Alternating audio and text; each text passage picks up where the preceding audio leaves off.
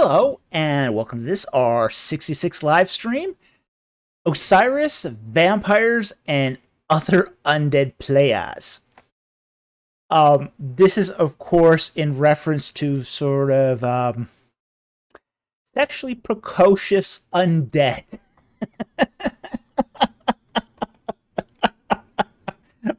We do find this in literature quite a bit, where, say, Osiris and vampires, and say some other undead entities, have a quite an active love life post-mortem. So, in homage to last Monday's teaching video on Osiris King, dead and loving it, we decided to title today's live stream after that. Okay, so with that little in-joke out of the way, we are here tonight to take your questions on ancient Egypt and the Bible. We have one small announcement, which is that we have actually come to an agreement for a discussion. Titus Kennedy has agreed to have a discussion with me on Sean McDowell's channel to discuss the date of the Exodus. Titus Kennedy, of course, takes an early date position. I take a late date position, and we're going to discuss it on his channel. So this is very exciting.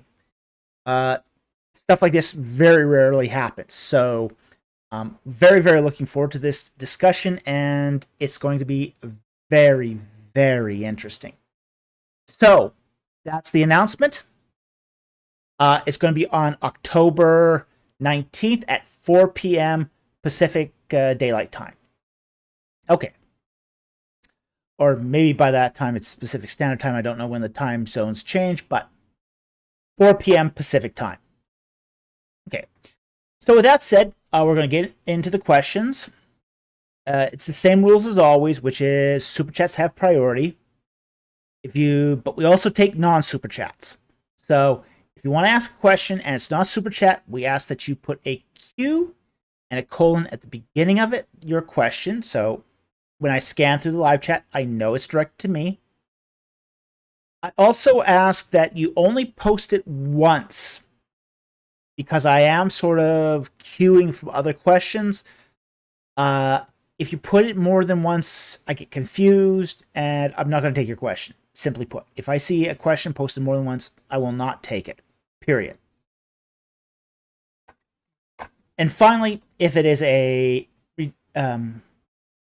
about a Bible verse or a word in a foreign language, I ask that you either put, in the case of a Bible verse, the chapter and the name of the book, the verse, and the chapter in there, so I know what you're talking about. Or in the case of a language, what you think what the word means, and what language it's from. So just give me a little context, so I know what to do. So I can clue into exactly what the word is in its particular context. So with that said, let's get into your questions, and we're going to start off with 4 non-super chats. Okay.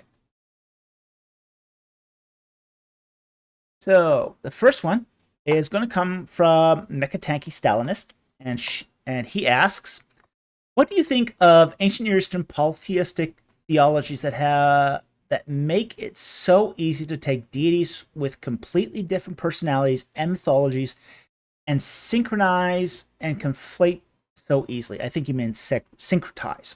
Okay. All right. Probably the ancient Near Eastern polytheistic theology that does this, say, in a par excellence manner, is Gnosticism. And really, it comes down to metaphysics.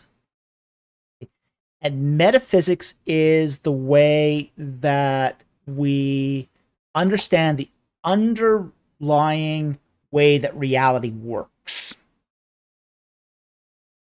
In the case of polytheistic theologies, a lot of polytheistic theologies have a very loose sense of metaphysics. But it operates still under certain rules. Those rules are that if it can be reconciled to a polytheistic system, it can be incorporated in. Let me give you an example here. Gnosticism's genius, an absolute genius. And this is one of the reasons why Gnosticism has been one of the most successful religious systems on the planet. Has been that it can go to any religion. It doesn't matter what it is. Take its religious works, its holy books, its tales, its myths, and re-mythologize them and reinterpret them in a way that makes it compatible with Gnosticism. You see this, for example, when it approaches, Judaism or Christianity. It will take, the Judeo-Christian scriptures, and it will allegorize them. These polytheistic theologies never take other religious systems literally. They're not going to read them that way. They're going to read them in an allegorical manner. And if you read things in an allegorical manner, you can tweak the meaning. And this is what Gnosticism did. It took Christianity. It took Judaism. It took Mandeism. It took the Mithras, the myth. It took, and then this is why Gnosticism just spread like wildfire. It could take any religion, allegorize it, and recontextualize it to make it compatible with Gnosticism. Now, Gnosticism is not just sort of a loosey-goosey kind of religion. It had some really strict core doctrines. Okay, it deprecated the flesh. It thought spirit was good, flesh was evil. Material world was evil. It had a polytheistic system of aeons. You had a great god who created more gods, and each set of gods became more and more evil as it, went down the line until you had a demiurge. The most evil god then created the world, which is why material world is evil. It also believed that essentially the souls of human beings were entrapped sparks that were resulted from the creation of deities. So it had a structured form of doctrine, but it could take any other religion, put it through an allegorical method, and make that scripture through its allegorical method compatible with Gnosticism. And this is how all polytheistic systems worked, is it allegorized whatever other religions were teaching and made it compatible. Okay? So this just seems to be a feature of polytheism. And part of it seems to come from the development of polytheism itself, which is polytheism just doesn't spring up de novo polytheism. It's sort of over time has to aggregate.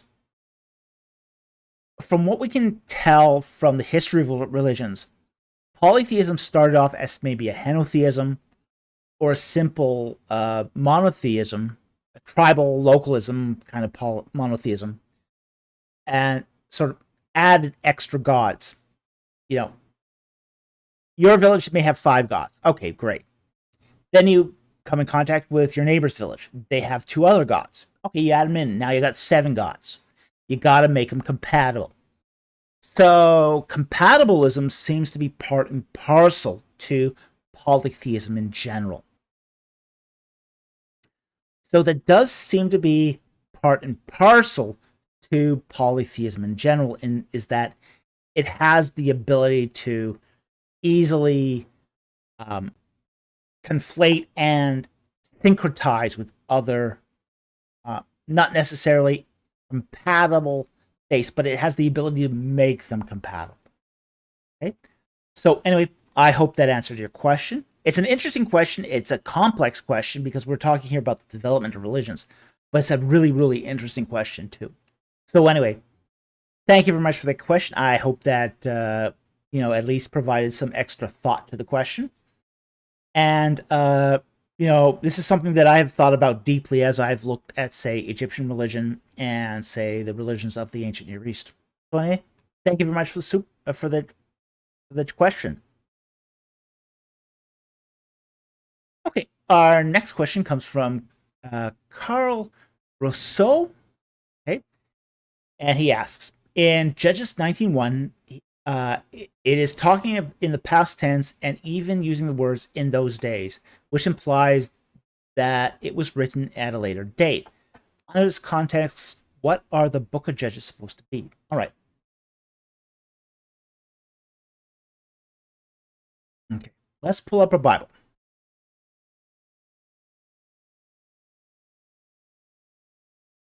Judges. All right, now, it's kind of even worse than that, but we'll get into that.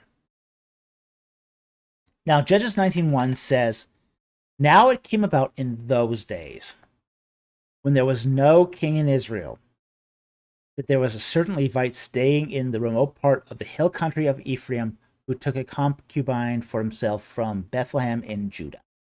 All right. Now, we kind of have to understand something about writing in general. And that is that writing is not contemporaneous with the time it's written. This is something that, say, fundamentalists have a really, really hard time engaging.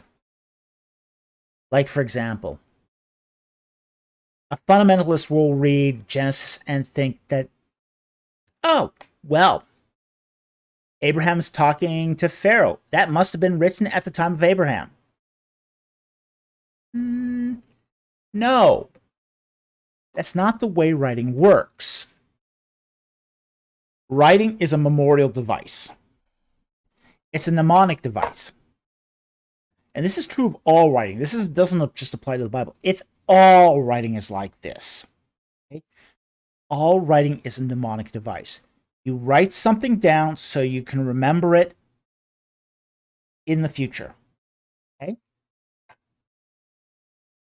But it's also something that happens ex eventu. So after the event happens. Writing always,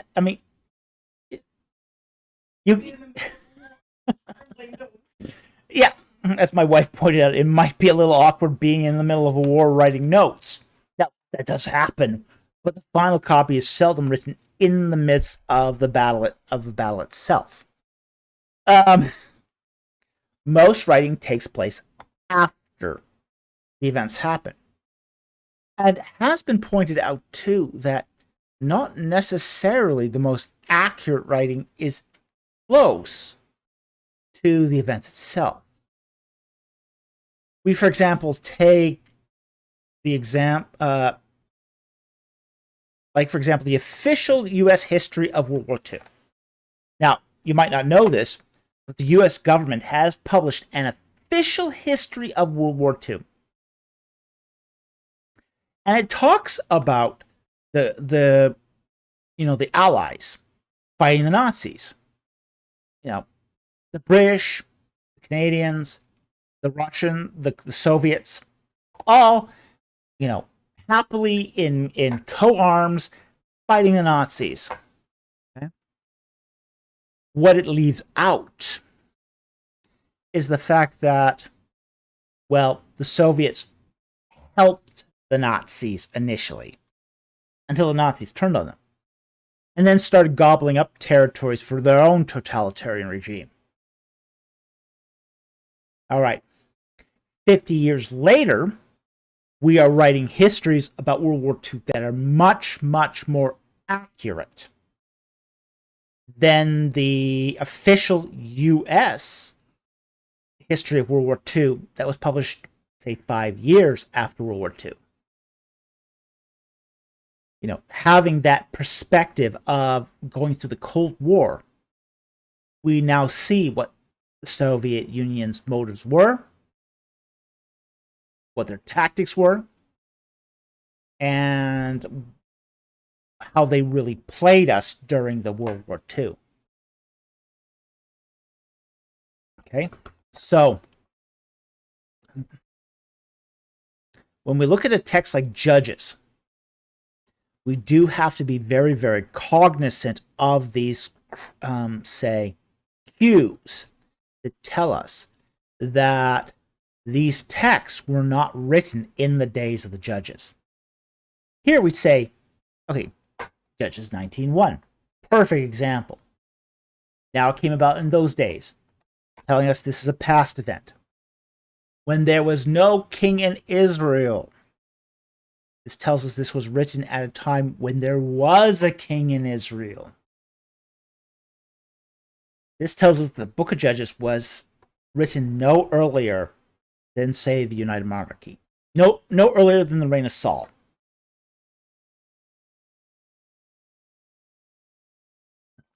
So that gives us a certain clue of what's going on here.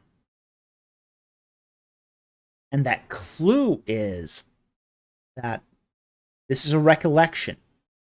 Now, when we look at, say, the period of the Judges, period of Judges ends with essentially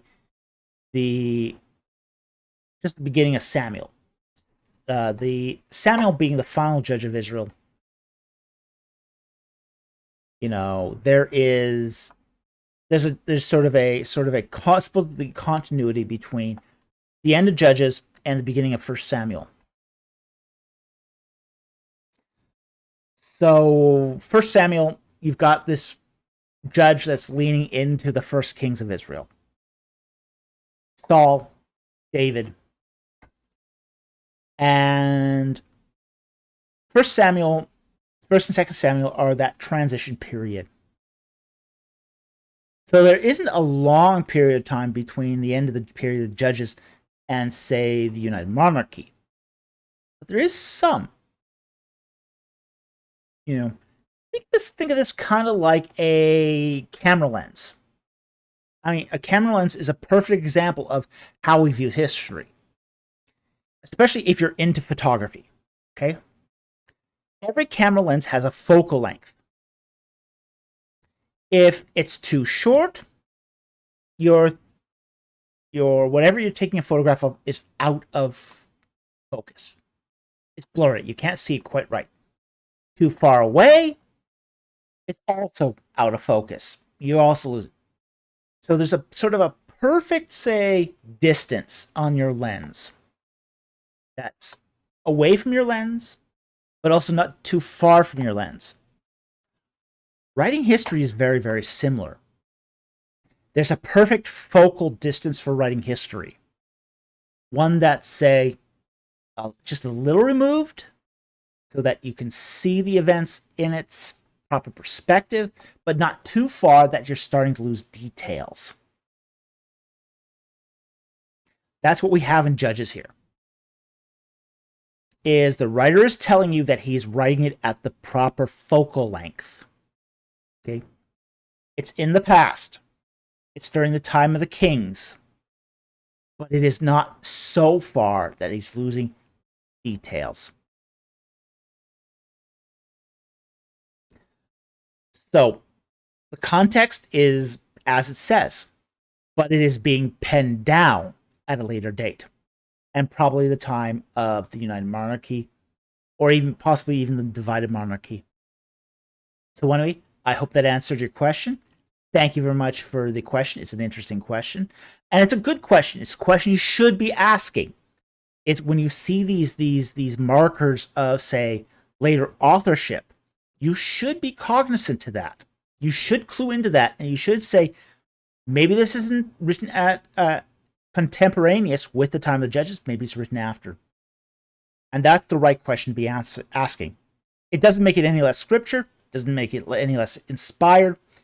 It does, however, make it more, say, reliable. All right? So, thank you very much for your question. Very much appreciated. Our next question is from Kurt F. Good evening, Dr. Falk. Oh, good evening, Kurt. How are you doing? Pretty well, thank you. I had the day off today. Relaxed, enjoyed myself. So, I'm kind of refreshed for tonight and thrilled to be here. Has the heat wave subsided? Today. Just today. Yesterday, it was like an oven here. Yeah. Yesterday was one of the hottest days we've encountered. It was really awful yesterday. I mean, I was sweating buckets yesterday. Today, it's overcast. It's nice, beautiful. So much better. Okay. And he asks, my actual question is, are the Gihon and Pison the Nile and the Indus, respectively, or are they other rivers entirely? Thanks. All right. The short answer to the question is they are entire rivers entirely. And let's pull up the Bible again here and Genesis chapter 2. Let me find the rivers here. All right. All right. And we'll start verse 10. Now, a river flowed out of Eden to water the garden, and from there it divided into 4 rivers. The name of the first is Pishon, and it flows around the whole land of Havilah, where there is gold. And the gold in that land is good, and Bedlam and onyx stone are there. And the name of the second river is Gihon, and it flows around the whole land of Cush. Get into that, because that's actually our key right there. The name of the third river is Tigris, and it flows east of Assyria. We know where that is. And the fourth river is the Euphrates. We know where that is also. Okay. Now, of these 4 rivers, only 2 remain. The Tigris and the Euphrates. And we know where those are. Those are the same Tigris and Euphrates as we have today. Now, the Gihon. Let's talk about Gihon in verse 13. It flows around the whole land of Cush. Now, this is a translational error. Okay. We get these sometimes in English translations where an uninformed translator doesn't know the context of the ancient Near East. And this happens. This actually happens more frequently than most of us would care to admit. The problem is the word Cush. The word Cush. Now, Cush is in Egypt.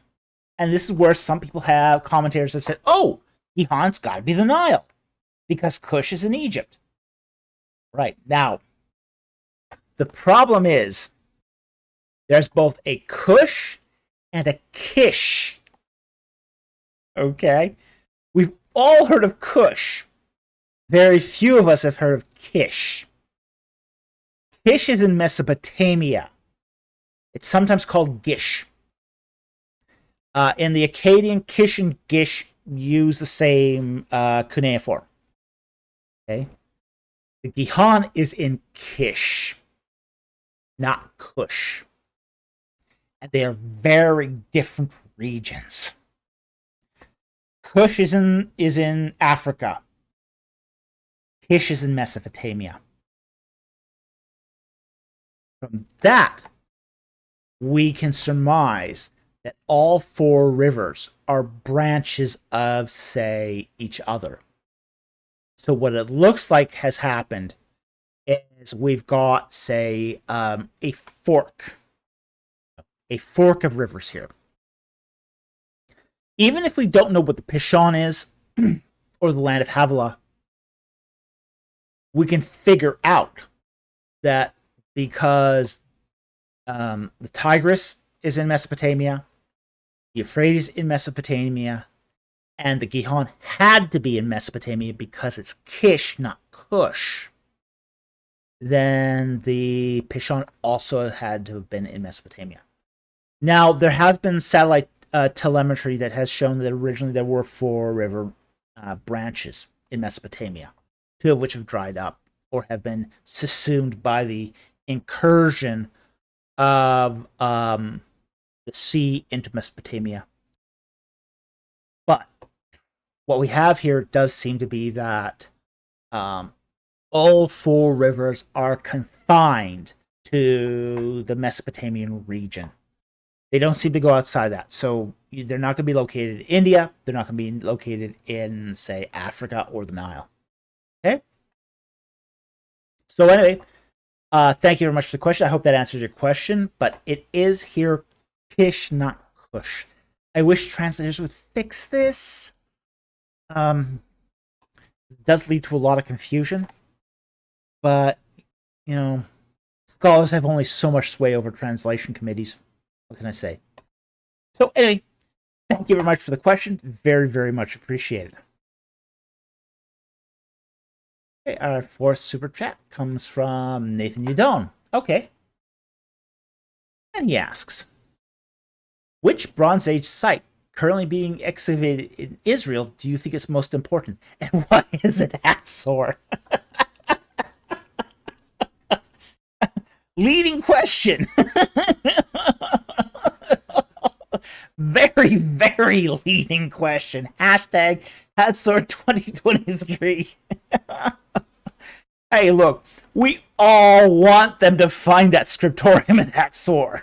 Okay? We all want that. Whether or not they find that is a whole different matter. I'll say this. It may actually not be the most important. Okay? Be totally honest here. I'll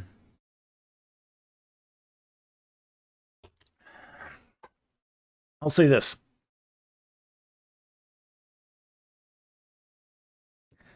One of the things about archaeology in Israel is it's slow, it's messy, it doesn't always produce the results immediately, and when it does produce results, it often takes years to interpret. The most, say, for example, the most, say, earth-shaking finds that we've had in actually the last decade have not come from Hatzor. They've actually come from Jericho, a site that was considered to be so damaged and beyond repair that nothing meaningful could come out of it.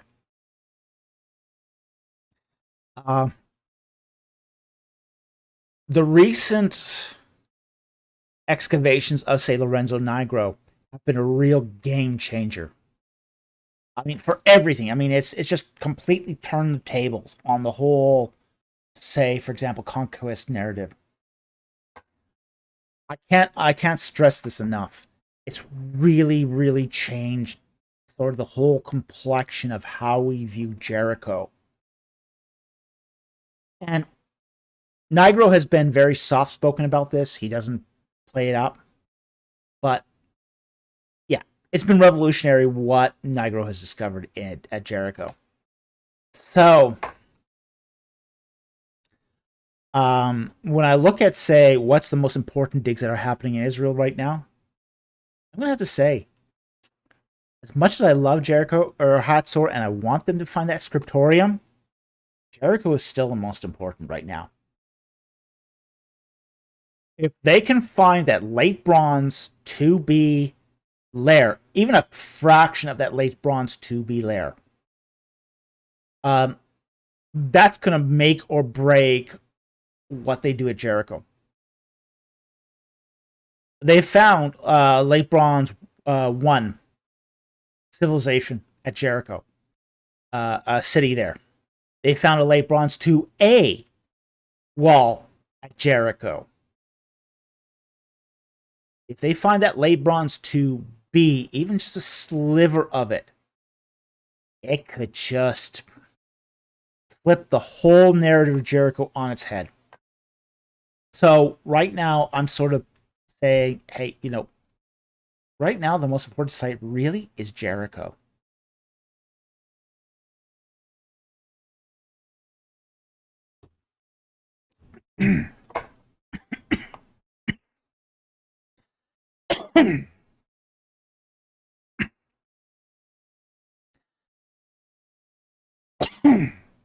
Coffee down the wrong throat.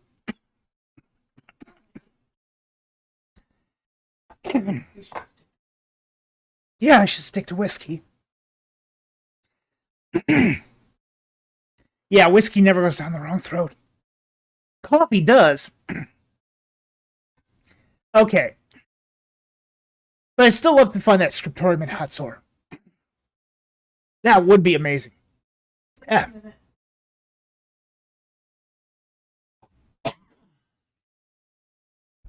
Okay, better now. Okay. But I do think that if they find Garstang's destruction layer of the middle city, of the middle building, that would be absolutely incredible. You gotta lay off the Hearthsmart mystery flavor. Yeah. Well, anyone who knows me and coffee knows I like my coffee road tar. My coffee is strong and thick. So when it goes down the wrong throat, it really goes down the wrong throat.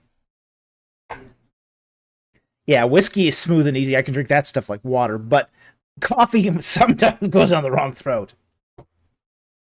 Okay. But I do think that Jericho is probably the most important site right now, just because the 2017 to at least the 2020 excavations. I hope they're still having some excavations there because we do need more, just to be able to connect Garstang's late bronze destruction layer with something. The problem with Garstang's late bronze destruction layer is we don't know which late bronze period it is. But Nigros has given us, say, negative evidence. Nigro has shown that it's probably not, it's not late bronze 1. It's probably not late bronze 2A. That only leaves one left. And if we find a destruction layer at late bronze 2B, that it gives us the positive evidence we need to confirm it. So, I think still Jericho is the most important site to be excavated right now. So anyway, thank you very much for the question. Very interesting question. Okay.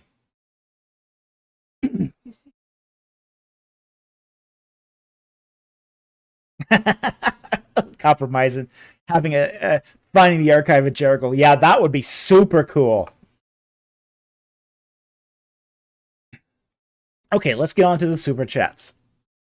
Our first super chat is from the Camel Leopard for $5. Thank you very much for the super chat. Very much appreciated. Shalom, shalom. Shabbat shalom to you too. What is the most biblical position to take regarding to baptism and salvation? Ooh. If baptism doesn't save, wouldn't that make it work? Okay. You're asking a question here that's going to get me in a lot of trouble with a lot of people real fast. And yes, I've had to answer this. I've actually answered the question at churches, and it's created firestorms. So I'm going to take a very, very circumspect answer on this, which is, in my honest opinion, and understanding that every denomination is going to have a different view on this. Okay? Catholics, Lutherans, even some Eastern Orthodox is going to say that baptism saves. And Baptists, Protestants, community churches, And many mainline Protestant denominations are going to say baptism doesn't save. Okay.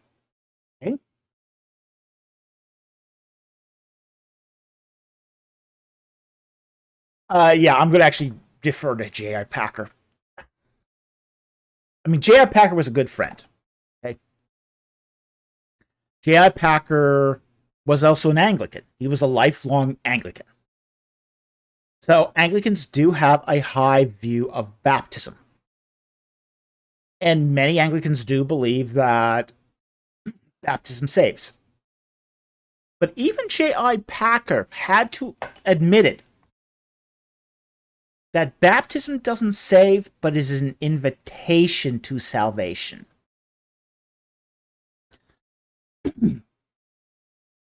So this is sort of the view I take on baptism.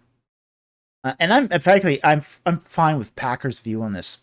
I mean, Packer was a good friend of mine, so, you know, it's hard for me not to sympathize with Packer. But he had thought about it for 60 years. You know, he had that perspective that he could bring to the issue. My view is essentially that baptism doesn't save you.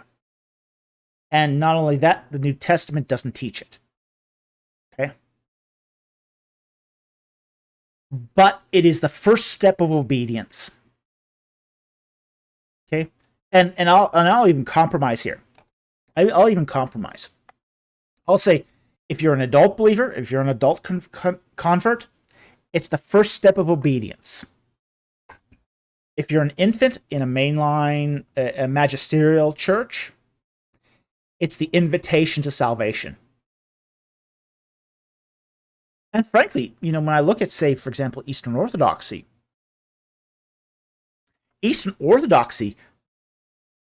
places baptism as lower on the sacramental scale, say, than chrismation. You know, they view chrismation as a higher sacrament than baptism. You know, for a church that sort of a branch, a denominational branch that believes in the salvific power of baptism, you know, chrismation, you know, basically confirmation in, say, the Roman Catholic world, tells you something about what they believe about the power of baptism. You know, they won't even accept you, like many Eastern Orthodox churches will not accept you as a member unless you've been chrismated, you know, gone through chrismation. Okay, so, you know, there's a sort of sometimes a disconnect here between what's the official teaching of baptism versus you know, what they will accept as, you know, are you really saved or not? And many will actually go, you know, fight you to the floor on, say, baptismal regeneration, while at the same time saying, yeah, we're not going to accept you until you're confirmed. Okay? So there's a disconnect there, and we've got to recognize that disconnect. So I don't think baptism is work. Okay? So I don't think it's a work. But I do think that it doesn't save you either. It's sort of the beginning of the process. Whether you're an infant that's baptized, or whether you're a new convert that's baptized, it's the beginning of, say, the salvific process. I don't like thinking of salvation as a punctiliar event. And this is one of the problems I have with, say, evangelicalism. Evangelicalism will often say, oh, pray the sinner's prayer and you're saved. No, it doesn't work that way. It does not work that way. Salvation is a process of ever increasing choices. Are you going to choose the master, or are you going to choose sin? Okay. You devote yourself to Christ. Fantastic. That's your first choice. Then you get baptized. That's your second choice. Then you're going to have to choose between God and sin and discipleship down the road. Okay? That is the process of salvation. So the salvation process is very complicated. It's not easy. It's not black or white. It's not a flip the switch. You're saved, flip the switch, you're not. It's ever increasing devotional choices. Okay, so the biblical position on baptism is an act of obedience. It's a public act of obedience.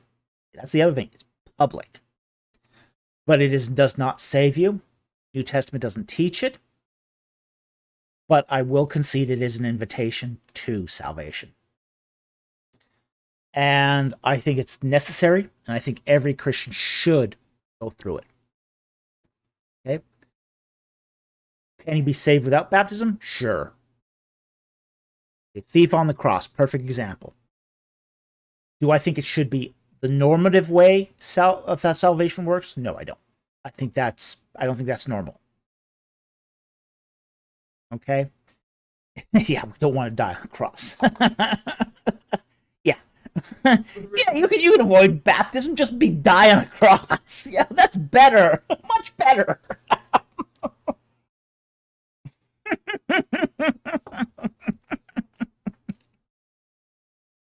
All right.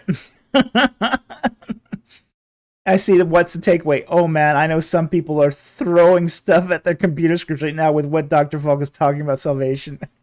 Oh yeah, I'm sure everyone's hating me right now.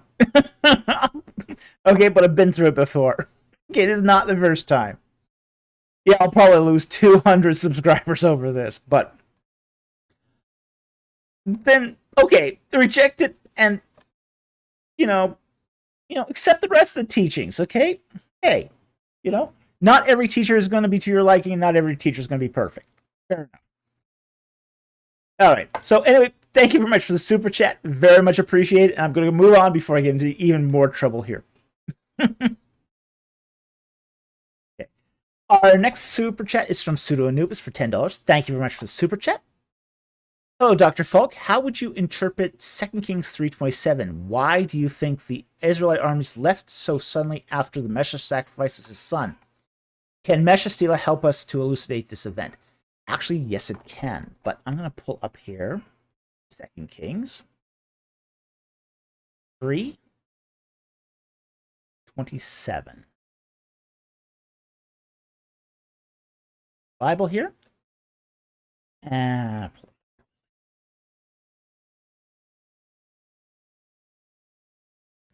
all right, now what's happening here is the three kings, Judah, Israel, and Edom, go to Elisha the prophet, and they basically say, hey, Elisha, we recognize you're a true prophet. And Elisha goes, yeah, 2 of the 3 of you kings are scumbags. I wouldn't take the time of day of you, but King of Judah is okay. So I'll prophesy for you just out of deference to the king of Judah. And so he prophesies that, I'm going to deliver Moab into the hands of you 3. Now, in verse 26 here it says, when the king of Moab saw the battle was too fierce for him, he took with him 700 men who drew swords to break through to the king of Edom. Edom here being the weak link in the chain. But they couldn't get through. They couldn't break through. Verse 27. Then he took his oldest son, who was to reign in his place, and offered him as a burnt offering on the wall. And there came great wrath against Israel, and they departed from him and returned to their own land. Now, when we look at, say, the Mesha Stele, what it talks about in Mesha Stele is very interesting. One of the things about the Mesha Stele is, which records this event, actually, is it excludes, say, the kingdom of Judah and the kingdom of Edom. It only talks about their victory over the king of Israel. What looks like happened from what we can tell in 2 Kings 3 and the Mesha Stele is that you had this coalition of 3 kings against, say, the king of Moab. And the king of Moab is being enlisted, or basically is rebelling against the king of Israel. And the king of Israel convinces the other 2 kings to help him bring Moab back under, say, a hegemony. And what ends up happening is the other 2 kings, they help initially, but they sort of hold back. They destroy Moabite cities, stop up their wells, kill their cattle, all that good stuff. And then they sort of withdraw. They're not willing to go all the way. They're not going all in on this. And the king of Israel, on the heel of victory, decides to press his advantage against Moab alone. He decides to go in against Moab alone. And even after the kings of Judah and the king of Moab decide, okay, we've had enough. We've done our damage to Moab. We're good. We're good. We've helped you as much as we want to. So what it's happening here is the king of Moab in 2 Kings 3 is it's recording what's happening here. Moab was delivered in the hands of the 3 kings. And it's really important when we look at, say, this prophecy, that the prophecy is made for the 3 kings. But when the 2 drop out, that prophecy no longer applies. So, King of Moab, battle's too fierce. He took 700 men, tried to break through, couldn't, withdrew. Then he sacrifices his son, and for some reason, this inspires his people to really go hard. And basically, he hammers the king of Israel and his army, and they just can't stand up. And the Moab, the Mesha Stele sort of records that they get routed. The Moab was able to turn the tables on the army of Israel and basically rout them. So the king of Moab was able to turn this potential defeat into at least a kind of victory. A kind of victory, just because Israel sort of separated itself from its 2 allies. So, anyway, I hope that answered your question. Thank you very much for the super chat. Very, very much appreciated. Okay. Our third super chat here is from Brick Creation for $20. Thank you very much for the super chat.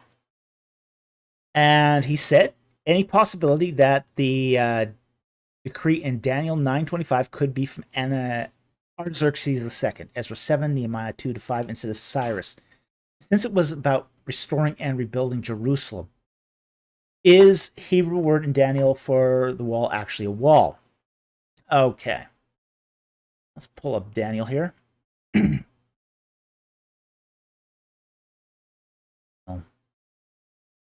Fine.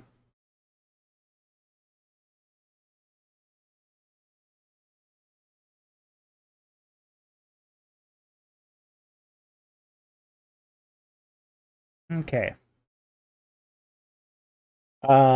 Still and discern, this is from verse 25, that the issuing of a decree to restore and rebuild Jerusalem until Messiah the priest, there will be 7 weeks and 72 weeks, and it will be built again with plaza and moat, even in times of distress. All right.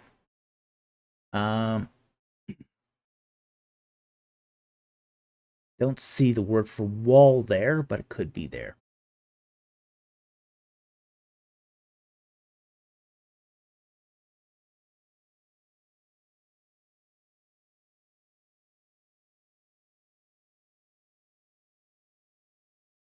Nevertheless, Ezra 7 here.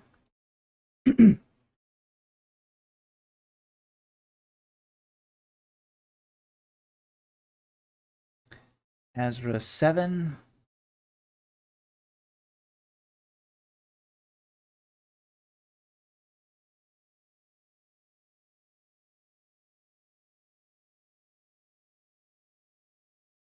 All right. Now, this is the copy of the decree which King Artaxerxes gave to Ezra the priest. I don't think this is Artaxerxes the seventh. This has got to be Artaxerxes the first. Artaxerxes the second is just way too late. Artaxerxes the seventh, second reigned from 404 to 359 BC. So this is way too late for Artaxerxes the second. Artaxerxes the first, however, was 486 to 465. So that's a lot closer to the time. But the decree itself is actually from Cyrus. And let me see if I can find that here quickly.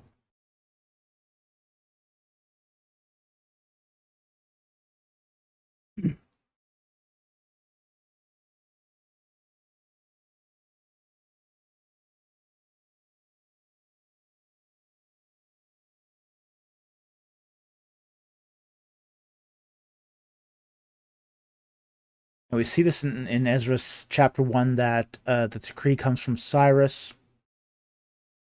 There's also a controversy. I think it's in chapters. Yeah. They gave money to the masons and carpenters, and food and drink and oil to the Sidonians, Tyrians, bring cedar and wood from Lebanon, see Joppa, according to the permission that they had from Cyrus, king of Persia. There is a controversy at some point of who gives the decree. We see this again in Ezra chapter 5, verse 13. However, in the first year of Cyrus, king of Babylon, King Cyrus issued the decree to rebuild the house of the Lord, of God. As even in chapter 6, we see the actual copy of the decree, where it's to rebuild the temple.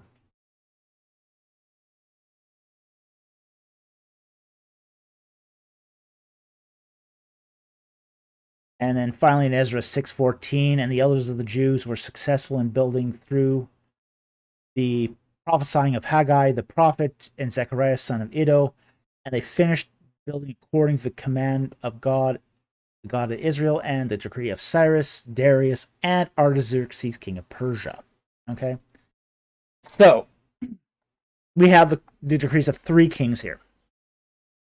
Cyrus the second, who reigned from 559 to 530.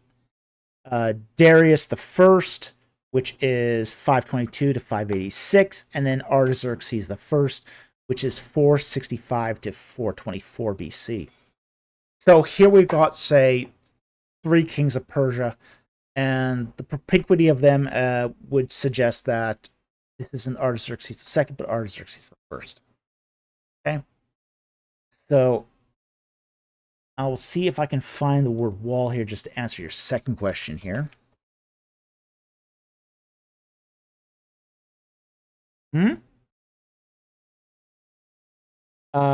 What, did he ask for the moat instead?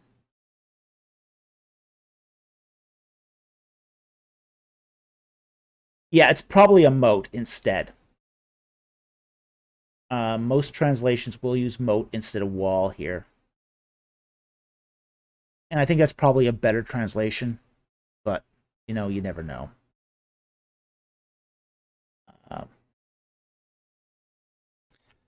But I'd have to look this more deeply. Yeah.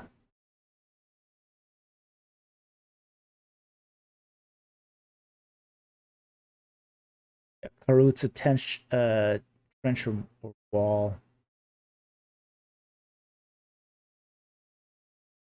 I'd have to look into this more deeply, but to give you an exact here, looking at the Hebrew here, just from.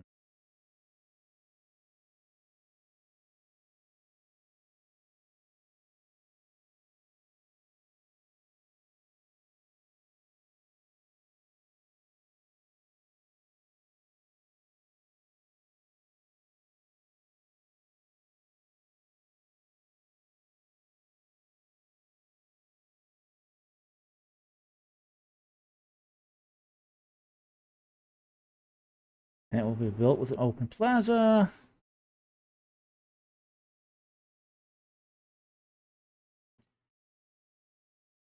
Yeah, I'd probably have to go into Halat to see if it's moat or wall, but it seems to be leaning towards wall from what I've got here. So, without looking at Halat, I probably couldn't make a definite statement on that. But either moat or wall, still, does seem to be that there is some sort of boundary fortification here, and but whether it's a moat or a wall, that's a boundary fortification. Okay, so I don't think it makes a huge difference whether it's a moat or a wall, honestly. But in either case, it's a outer, say, fortification. So anyway, thank you very much for the super chat. I hope that provided some insight into your question. Thank you very much for the super chat. Very much appreciated. Okay. Now we're on to the Twidgets ones here. Top here, let's see. Okay, our next super chat comes from AB for $49.99. Thank you so much for that super chat. Very, very generous super chat, and very much appreciated. All right, what do you think about Genesis 6, 1-4, and does that relate to anything in Egypt? Well, let's pull up Genesis 6, 1-4, see what we find here.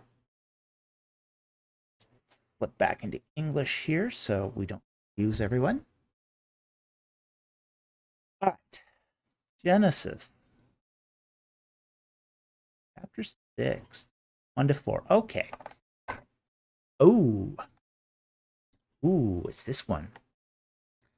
And it says, now came about when man began to multiply on the face of the land, and daughters were born to them, that the sons of God saw that the daughters of men were beautiful, and they took wives for themselves whomever they choose. Then the Lord said, my spirit shall not strive with man forever, because he is also flesh. Nevertheless, his days shall be 120 years. And the Nephilim were on the earth in those days. All afterwards, when the sons of God came into the daughters of men, and they bore children to them, those were mighty men who were of old, men of renown. All right. Not so much of Egypt, but definitely Mesopotamia. Now, I have a very, very, very particular view of this passage. And what I think is going on here is we seeing two different cults. Okay. When we look at, say, the sons of God, daughters of men, this is actually cultic language. Cultic language. What? Men and women having sex and having children? What? Why should anyone think that's abnormal? Of course, it's totally abnormal, men and women having marital relations and having children. You gotta have to ask the question: why is this being included when this is just basic biology? Okay. When you start looking at Mesopotamian texts, especially Bronze Age Mesopotamian texts, you start seeing that, say, sons of a god or daughters of a god have a completely different meaning than just offspring. And that meaning is that they were cults. For example, the sons of Ishtar is a caste of priests. The daughters of Inanna is a caste of priestesses. Son of Re is the Egyptian, designation of the king of Egypt being the high priest over every cult. When you start seeing this language enough in Bronze Age texts, you start cluing into that this is cultic language. This is totally cultic language. So when we look at, say, the sons of God and the daughters of Adam, we have to remember that this is not, the Hebrew here is not just daughters of men, not daughters of, say, biological males. These are the daughters of Adam. Very different to what's going on here. What we have was, and frankly, when you look at, say, the expository commentaries, they're all going to say basically that the sons of God are either, they're either angels or they are the fallen line of Cain. Okay? I think that sort of misreads the text here and its context. It tends to vilify most commentaries tend to vilify the sons of God. There's nothing in this text that specifically vilifies the sons of God. In fact, if anything, I think both sons of God and the daughters of men are equally pernicious. I think the sons of God are basically priests that have had a sexual vow not to procreate while in service to the god. Whereas the daughters of men, they're an ancestor cult. I think that's what's going on here is we got two different kinds of religion. One's an ancestor cult. One is a divine cult that's strayed from their vows. Both are pernicious. Both are a problem. And there was this sort of myth in the ancient world that if someone took what's called an editum vow, where you take a vow of chastity in service of a god, and if you procreate during the extent of that vow, you produce children that are disruptive to society. And the big exemplar here is Sargon of Akkad. He was the product of a broken editum vow. So I think that's what's going on here in this text. Is we got two bad cults that are producing bad children. And those bad children are just taking the whole society and upheaving it, throwing it up in the air. And basically God is going, I've had it with these people. I've had it with them. The guys who should be worshiping me aren't. And then we got these priestesses that are doing their own thing. There's nothing good here. Something has to be done. So I think that's going on here. But it isn't tied specifically to Egypt. But we do see these ties to, say, we do see as I said, sons of God, sons of Thoth, sons of Re in Egypt. But we also see the sons of Ishtar, sons of Inanna in Mesopotamia also. But this does seem to be more tied to Mesopotamia than Egypt. So anyway, I hope this explains the passage. I hope you found that interesting. Thank you very much for that really, really generous super chat. And it's a great question. We get this question, I wouldn't say frequently, but we do get it. A lot of people have a lot of questions about Genesis 6, 1 to 4. I should probably do a full video on this, but I just haven't done it yet. So anyway, thank you very much for the super chat. Very, very much appreciate it. Okay. Our next super chat is from Mouthwash for $5. Thank you very much for the super chat, and it's good to see you here tonight. Were Samuel and Kings originally written as two different books? It doesn't seem to be like it from my reading, and they used to be called 1 to 4 Kings. Well, that's a very interesting question. And the answer is we're not quite sure. We do know that 1st and 2nd Samuel were written as one book. We also know that 1st and 2nd Kings were written as one book. We are not exactly certain. We're not exactly certain that Samuel and Kings were written as one book. Some people think they were, some people think they weren't. It's all going to depend on who you ask. I don't have an opinion on this. This is one of those things where I'm just not sure. And frankly, it doesn't matter to me if they were one book or if they were two books. So, could it be? Maybe. Am I sure? No. So, I know some people do still call them 1st to 4 Kings. Maybe. But then again, I have no say dog in that fight. So, I mean, there is a good narrative flow between 2nd Samuel and 1st Kings. Absolutely. There's a pretty good narrative flow, though, between, say, Judges and 1st Samuel. But then again, too, there's a pretty good narrative flow between Joshua and Judges. And there's a pretty good narrative flow between, say, Deuteronomy and Joshua. That's the problem with narrative flow. Is narrative flow, you could have this idea that it was all written in a single generation by just narrative flow.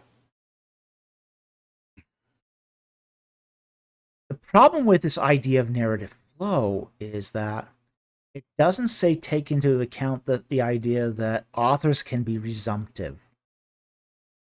You know, there is a possibility that 100, 200 years, 400 years, 500 years later, somebody can just pick up the pen and continue where you left off. I mean, frankly, there's a good narrative flow between the original Dune saga and the prequel books done by Kevin J. Anderson and Frank Herbert Jr. In fact, Kevin J. Anderson's books are, in many sense, almost better written than Frank Herbert's.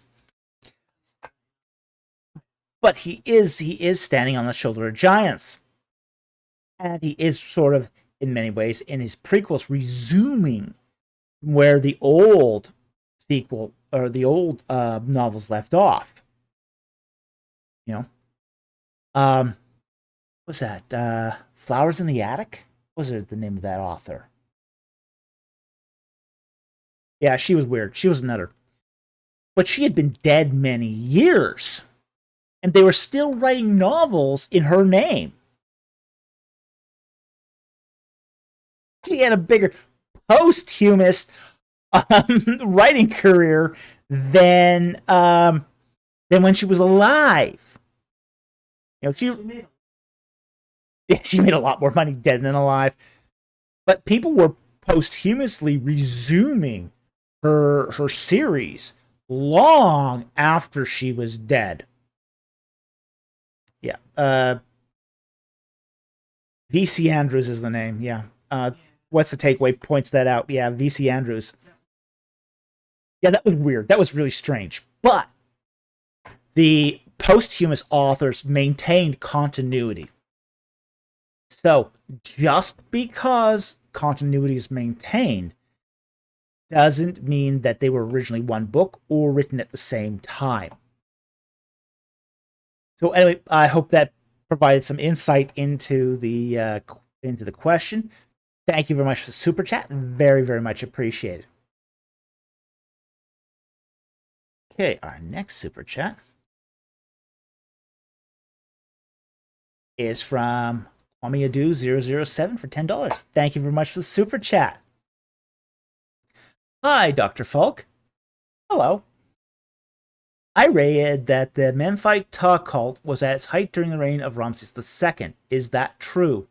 And could you see that evidence for the late date and Mosaic authorship of Genesis 1? Okay, those are two separate questions, and they actually are not exactly related. But let's take them apart. Let's take them one by one. Okay. The Memphite cult has, it seems to have actually reached its peak during, say, I mean, it was extant during the reign of Ramses II. Definitely. I mean, it was definitely in that time. But it seems to hit its height during the late period. And basically during Dynasty 25 is when it hits absolute height. So this is long after Ramses II. So the so-called Shabaka stele seems to represent the absolute height of the Memphite cult. Not Chewbacca stele, Shabaka.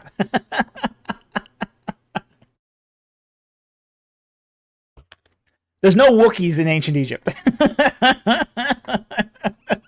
It would be cool if there were.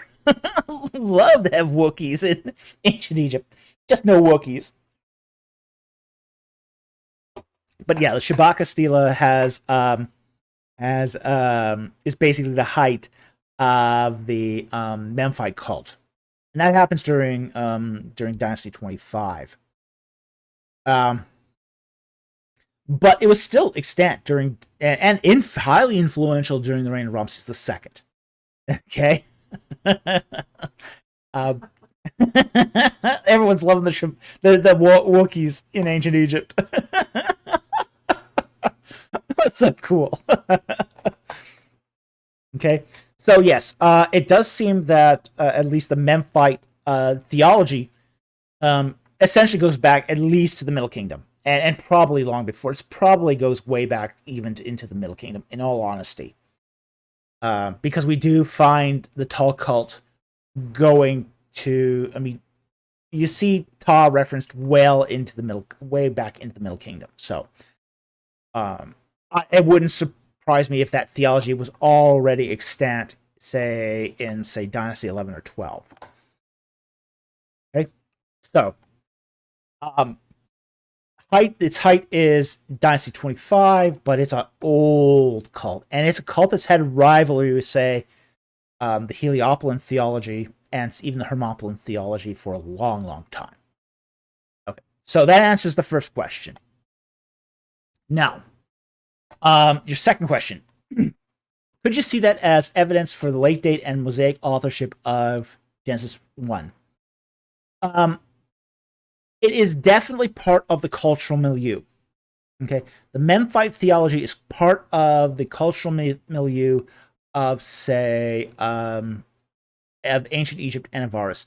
I don't think we could see this as hard evidence for the late date and Mosaic authorship, but it was definitely there. Okay? It's definitely there, and it does seem to be influencing Genesis 1. There does seem to be some intertextuality between the Memphite cult and Genesis 1. I don't think there's any. It would be hard to basically say that the two are not sort of connected in some way. Okay. Does that prove Mosaic authorship? No. Honestly, no. Does it even prove the late date? Also not. I'd say no, because it could also be extant during the early date as well. Now, I think there is some really, really solid, knock it out of the ballpark evidence for the late date. I think that there's some, I would say, counterfactuals that would exclude the early date from serious consideration. But that's a different question for a different time. So anyway, thank you very much for the super chat. I very, very much appreciate it, and I hope that answered your question. Thank you very much for that great super chat. Okay. Our next super chat comes from Mouthwash. for $5. Thank you very much for the super chat. Do you have any book recommendations on parapsychology and or supernatural phenomenon? You've discussed these issues in the past, and you know what? I have posted an entire bibliography of this on some of my live streams, and I can't remember for the life of me which one. If anyone else knows my work well enough to know where I posted that bibliography, please let me know. I know I've posted it at least twice. Okay. So I actually have a whole bibliography on this that I have posted in the past. And it is a growing bibliography. I'm actually finding more and more books on this. There was a book I found just recently called Phantasms of the Living, which talks about, say, apparitions from people who are essentially still alive, which is really a kind of a freaky paranormal experience right there. The problem is trying to find serious works on this.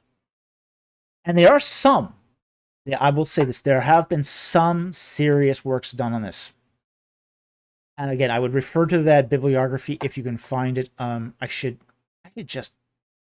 don't know what I did with it on my computer files, but I know I've posted it twice, at least on the chats. So, I'll look for it again and I'll repost it to the comment sections when I find it. All right.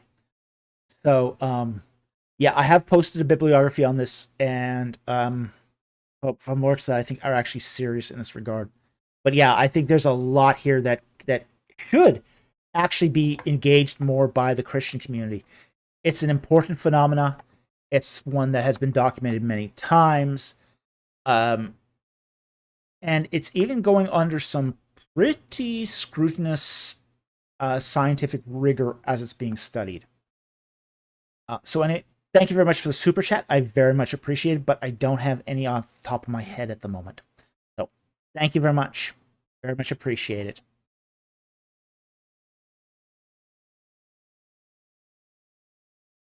Okay. Sinaiacus Apologia for $100. Thank you very much for that super generous super chat. Very much appreciate. You do keep us afloat with your generosity, and I so very much appreciate it. And he asks, I've heard it many times that the king's chamber in the Great Pyramid is the same size as the Holy of Holies. Is that even true? If so, is that even significant or just a coincidence? Okay. I have not been in the Holy Holies, but I have been in the king's chamber. Okay. It's hard to say it's the same size. I don't know exactly the dimensions of the Holy of Holies off the top of my head. Let me just see if I can look that up quickly. It would be in Exodus 25, I think.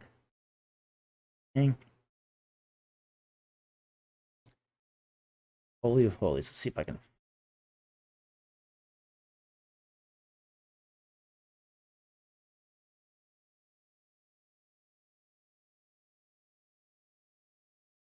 Hmm.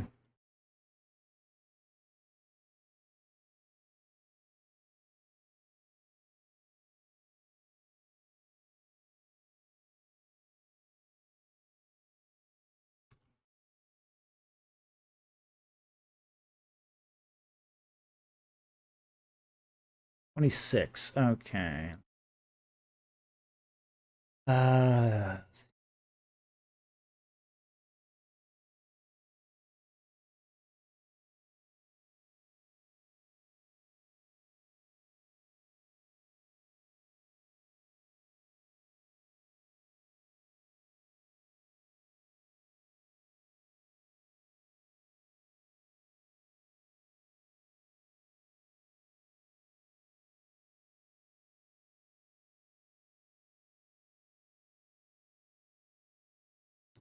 Tabernacle size.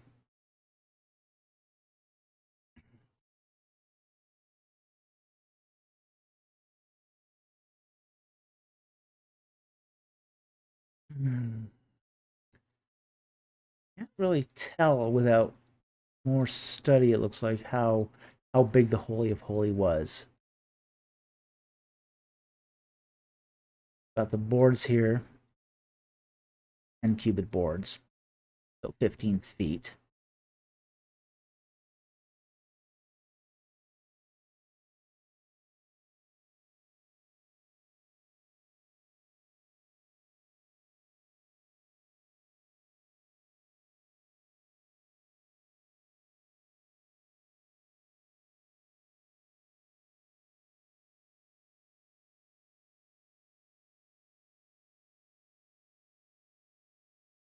Okay. We do have the size of the Holy of Holies from the temple, which was 20 cubits in width and 20 cubits. So 20 by 20 cubits.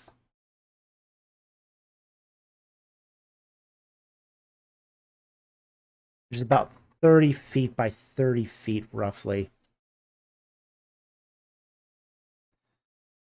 I don't think the King's Chamber was 30 feet. I do remember it being sort of it was sort of kind of long in one direction and sort of shorter in the other. I think it was more like, and this is just out of my memory from when I was there. The King's Chamber was kind of more, I'd say about 16 feet, 16, 18 feet maybe by 25 feet roughly. Don't take those as absolute. I'm just going off of memory here from what I remember from actually being there. And you know how exact, trying to judge sizes from memory, so it's not exact at all. But it was kind of it was long. It was the chamber was more long in one direction. So when you go into the King's Chamber of the Great Pyramid, you go up this really sort of sloped incline, and then you have to crawl through this 3-foot tunnel. Yeah, that's always fun. It's one of the reasons why I hate pyramids so much. Is you always have to climb through some skinny little tunnel, and there's nothing I love more than crawling on my hands and knees on a stone tunnel. So when you get in there, it's a real tall chamber. It's real tall, but it isn't that wide and it isn't that long. So you kind of come out of this. Oh, see if I can. Right. My art skills at work here. So you come into this chamber.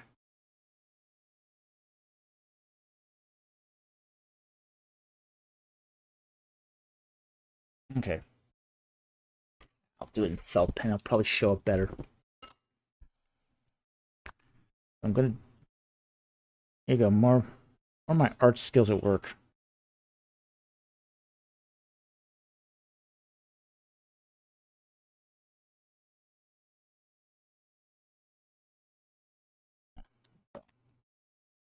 All right.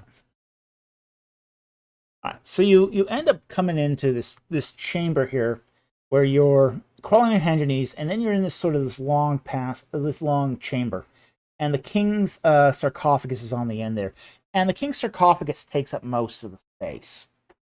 So it can't be that big. So it is more of a long and wide sort of chamber. So it's definitely not square. It's definitely not square. So it's definitely not the same as, say, the Holy of Holies, at least according to what we find in 2 Chronicles 3:8, which says it's 20 by 20 cubits, so 30 feet by 30 feet. So I don't think it's true. Now, I could be wrong about the measurements of the King's Chamber, but I don't think it's of that dimension. And even if it were, I doubt it's significant.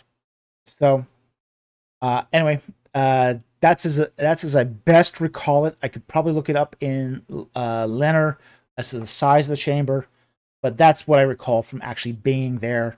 The size of that chamber. It's just sort of a rectangular chamber.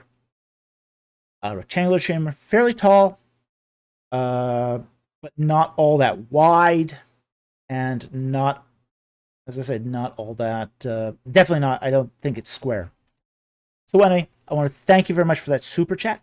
Very, very much appreciated. It's very generous, and it's a good question. It's just, how do we know? You know, it's more of a, you know, even if it was square, you know, is it significant? Probably not.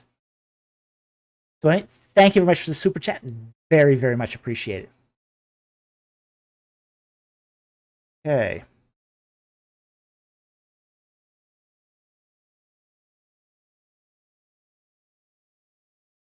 Our next super chat comes from the Camel Leopard for $5. Thank you very much for the super chat. Do you have any recommendations for scholarly New Testament chronology? I've been wanting to study the timeline of Messiah's ministry more. I don't. Okay. Historical gaming strategy. Just to look at this here. According to the Pyramid by E.S. Edwards, which, by the way, honestly is not the most accurate text. We got to warn you here. He says the king's chamber is 34 feet 4 inches east to west and 17 feet 2 inches from north to south, and 19 inches 19 feet 1 inches in height. Yeah, that sounds pretty close. Honestly, it is definitely more long than wide. I mean, it's definitely a rectangle. It's not a square. It's not a square. So that much I remember is it's definitely not a square. So that's that sits right. That sits very right here. So again, I wouldn't take Edwards' measurements as perfect, but it's a good guesstimation. It's a good estimation. I'd be more comfortable if this came from Leonard, but you know, I'll take Edwards' word from it. He's not completely inaccurate, and at least he was there to do some of the measurements. So, Historical Strategy Gaming, thank you very much for that quote and that information, and that does seem to be congruent with what I recall at the site. So, thank you so much for that. Okay. Back to where it was here.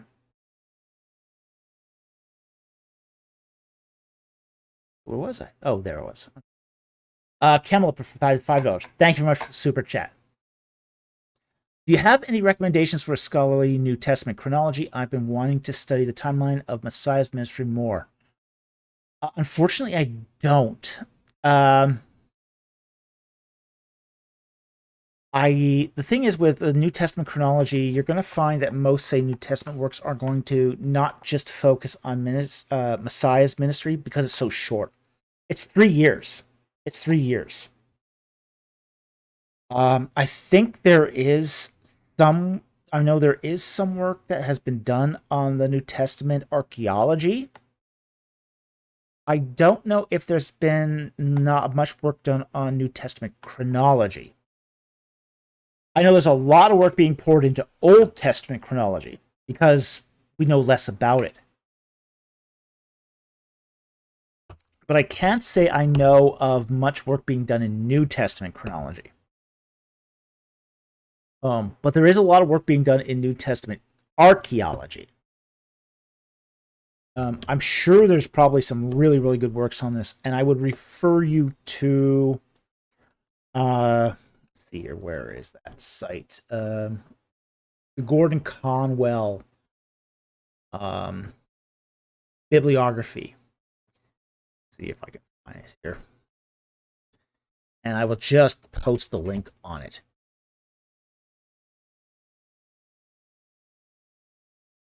Yeah, Gordon Conwell's Center of Early Christianity. And they have a whole lot. Anything on the Gordon Conwell Center for Early Christianity is good stuff. Okay, so you can't really go wrong here with any of this material. And I'm just going to post a link here to the live chat where it has a huge number of archaeological texts. You go into the research tab and you will see you'll see research on historical Jesus, biblical archaeology, biblical studies, and the Dead Sea Scrolls. So I'm just going to post this in the live stream here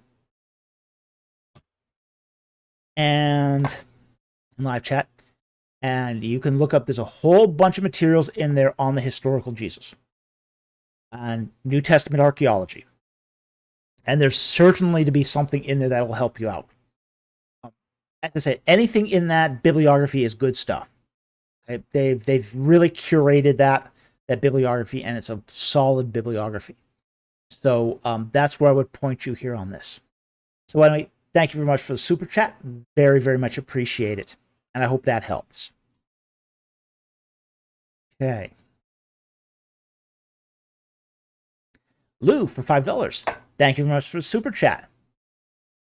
What are your thoughts on the stone that's ascribed a curse on Jerusalem governments which date back to 3500 BC? Hasn't been confirmed yet. Oh dear. You're talking here about Gershon Galil's latest discovery. Ooh.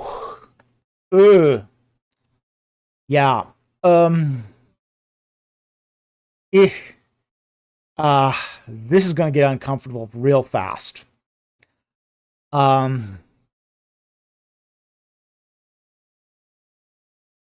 Okay.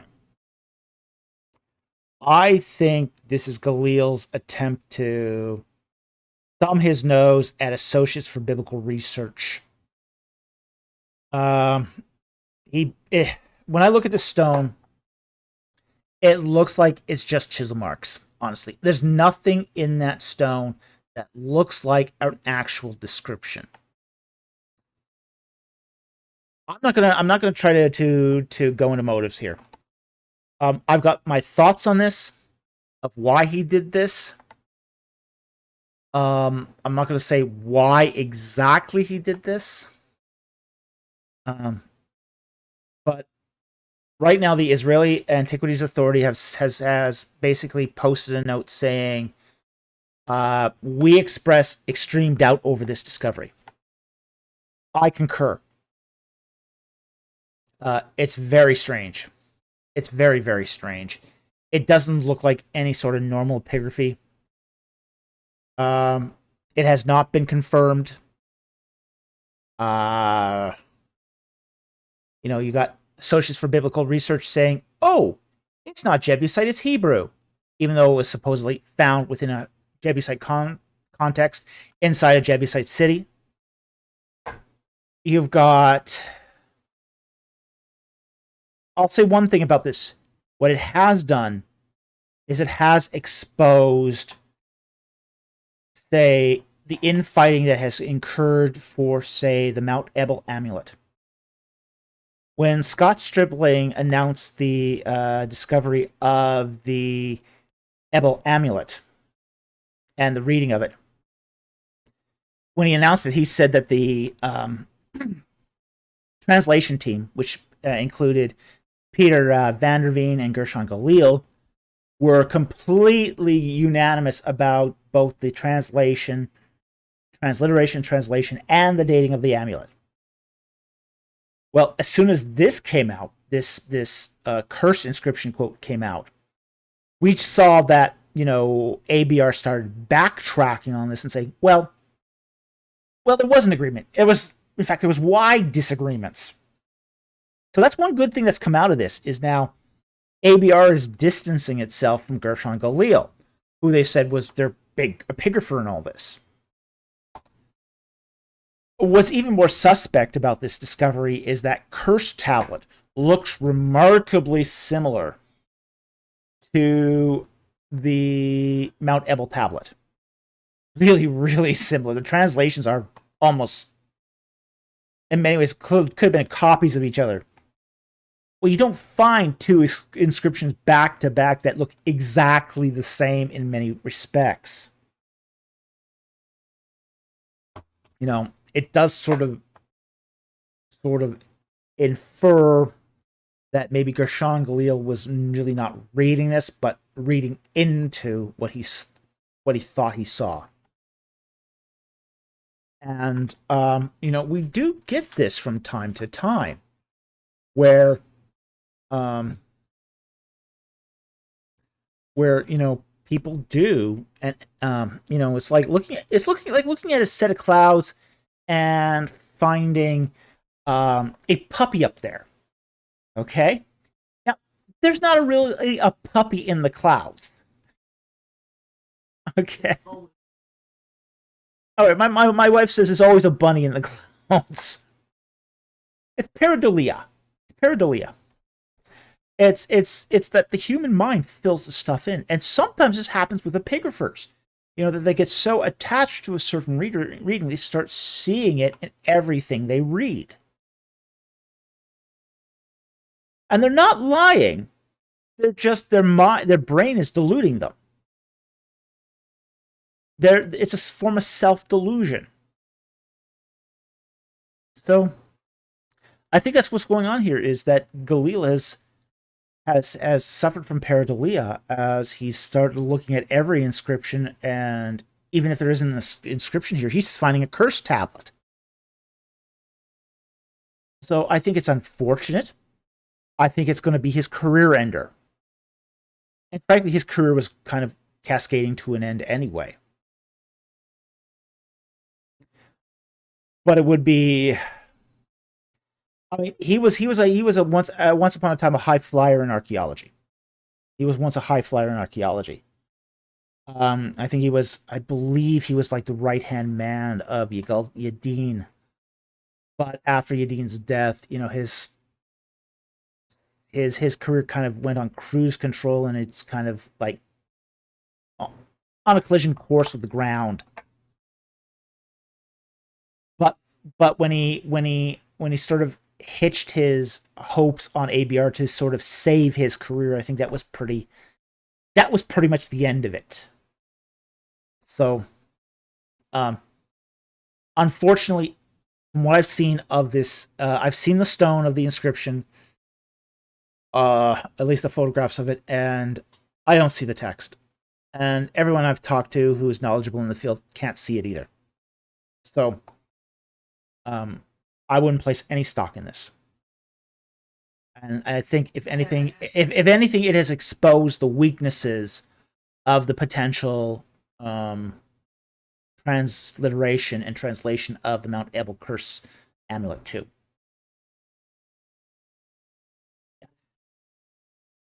At this point, it's looking bad for this tablet. As far as the Mount Ebal Curse Amulet, wait and see until the high resolution scans come out. All right. So anyway, thank you very much for the super chat. Very much appreciate it, and I hope that helps.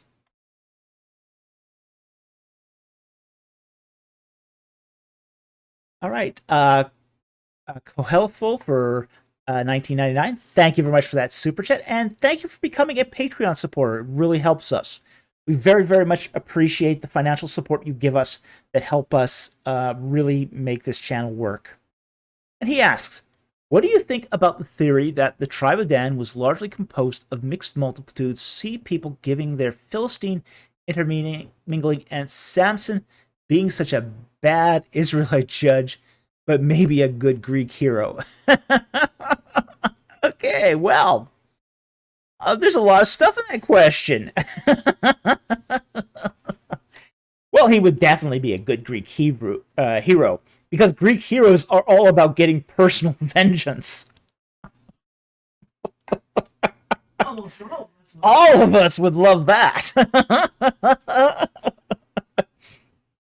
Yeah, that's all Achilles was about, was getting personal revenge. Samson, about personal revenge. Absolutely. Yeah. Okay. Now, I don't think the tribe of Dan is composed of, say, mixed multitudes or sea peoples, at least not initially. But they will eventually intermingle, and they will interbreed with the local population. Because we do find that in, say, the book of Joshua and Judges. All the people of Israel do this. Okay? And it's not just them. It's not just them. They're told, not to intermarry with the Canaanites or the Philistines, and they do it anyway. So, this is just something that all of the tribes of Israel are going to do. Okay? Yeah. They changed "do not" to "why not." Yeah. So, the extent of this, this doesn't seem to be so much that that the intermingling itself caused Samson to be a bad Israelite judge. It's more along the lines that the tribe of Dan, from its very sort of entry into Canaan, was sort of set on this course. The tribe of Dan didn't get there one generation before it started setting up an idol. Okay? They weren't there one generation before they're starting to worship idols again. So, they're on a bad course to begin with.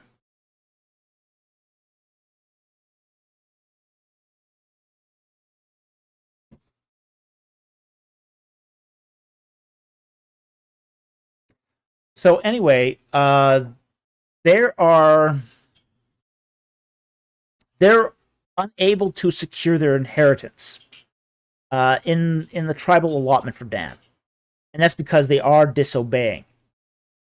So they are forced to go steal somebody else's inheritance.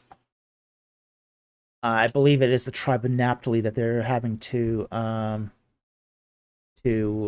try to secure an inheritance from. So, tribe of Dan is off to a very bad start. They're not a good tribe. When you look at, say, the book of Joshua, the book of Joshua is arranged from, say, good tribes to bad tribes.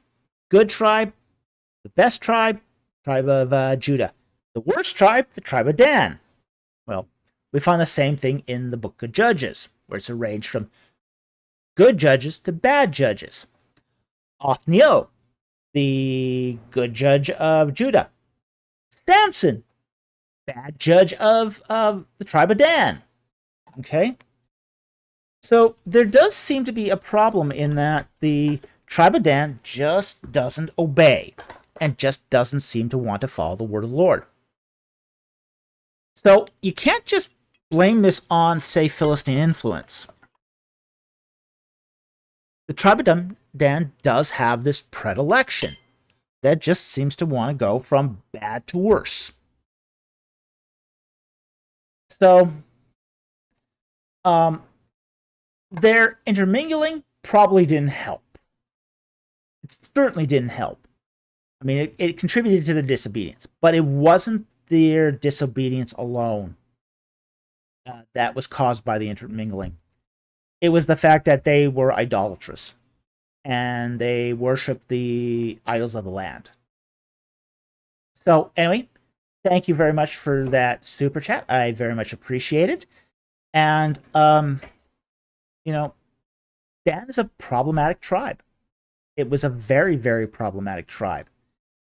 And, you can go into, say, all their escapades. So their escapades are well documented. And they were very, very naughty. So anyway, thank you very much for the super chat. Very much appreciated. Okay, our next super chat is from the Camel Leopard for $10. Thank you very much for the super chat. A buddy and I have constructed a rough 4-point timeline for Moshe's life based on what we've gathered from your videos, and would like your opinion on it. Posted below. Okay.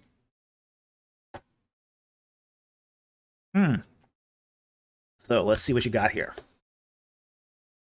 1334 to 22, Moshe born. 1308, Moshe flees. 1365 to 1363, Exodus.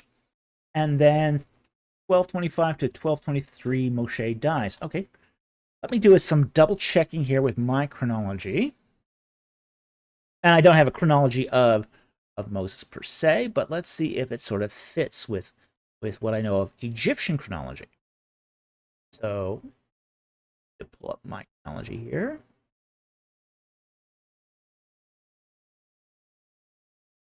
I'll tell you if it fits or not.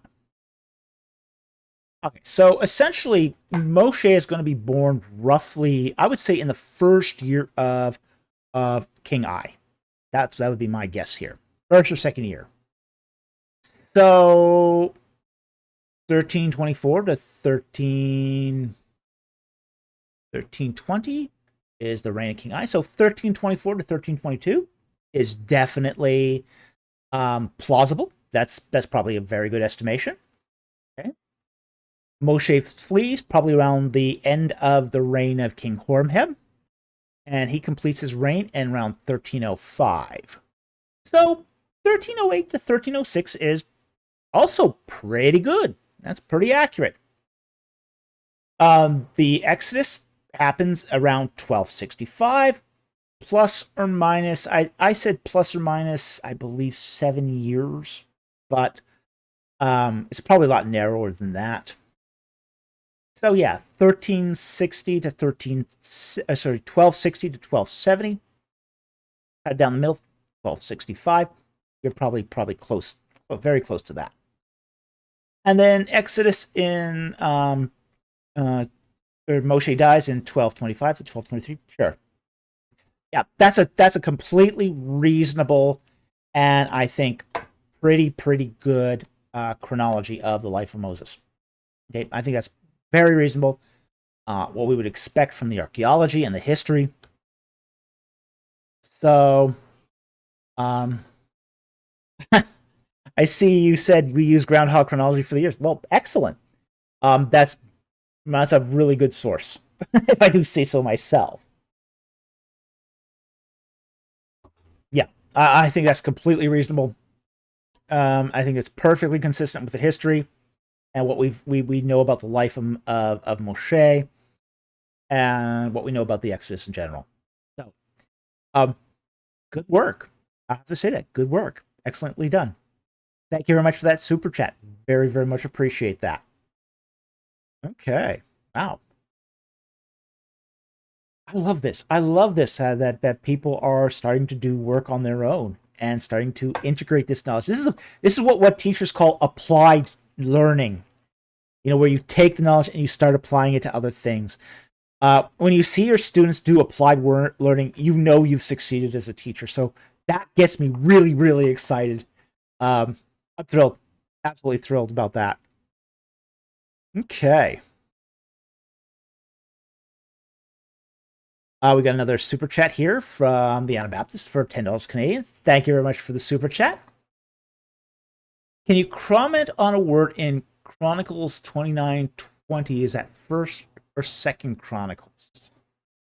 For what they did to God and David, some say it should be translated as worship them and conclude that we can worship the 12 disciples, prophets, and Virgin Mary. Okay, let me see if I can find this. All right, so Chronicles, let's see if this is first or second Chronicles. 29.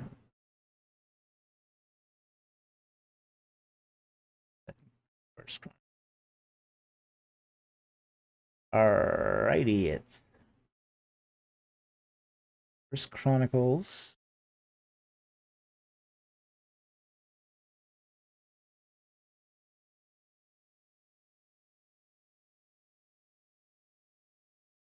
It's probably First Chronicles here.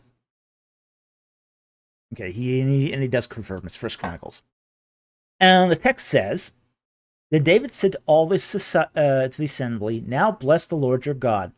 And all of the assembly blessed the Lord, the God of their fathers, and bowed low and did homage to the Lord and to the king. Okay.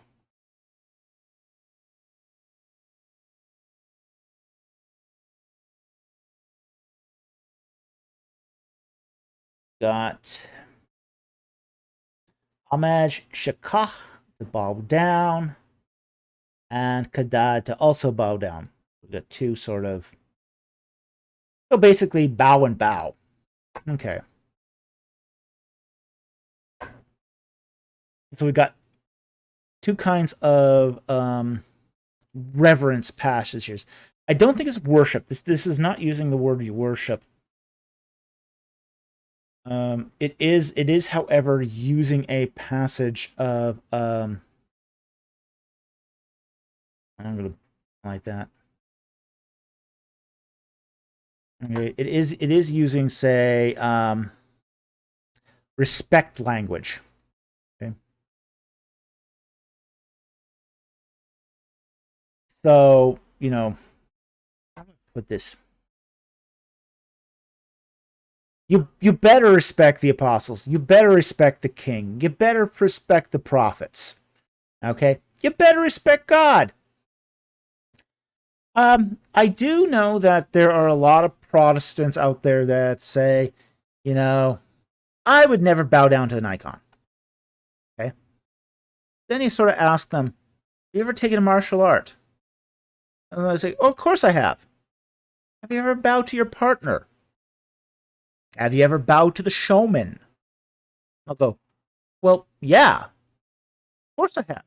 A showman is the front of a martial arts dojo. They usually have a small sort of kind of altar. It's not really an altar, but it's kind of a place of respect where they have like the photo of, say, the founder, maybe some martial arts knickknacks that have importance, like a sword or say maybe a scroll.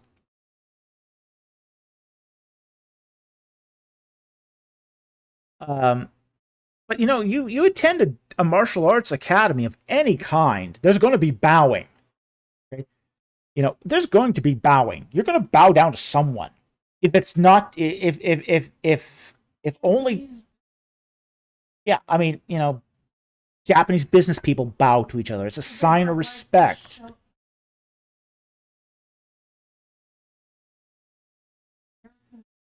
Okay. I'm getting a lot of comments from the site here because this fires up my producer here, you know, and she does accurately point out that that, you know, in a lot of Asian cultures they don't handshake, they bow.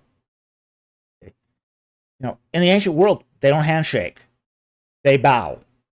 Okay, so you know, it's not one of those things that's pagan by necessity.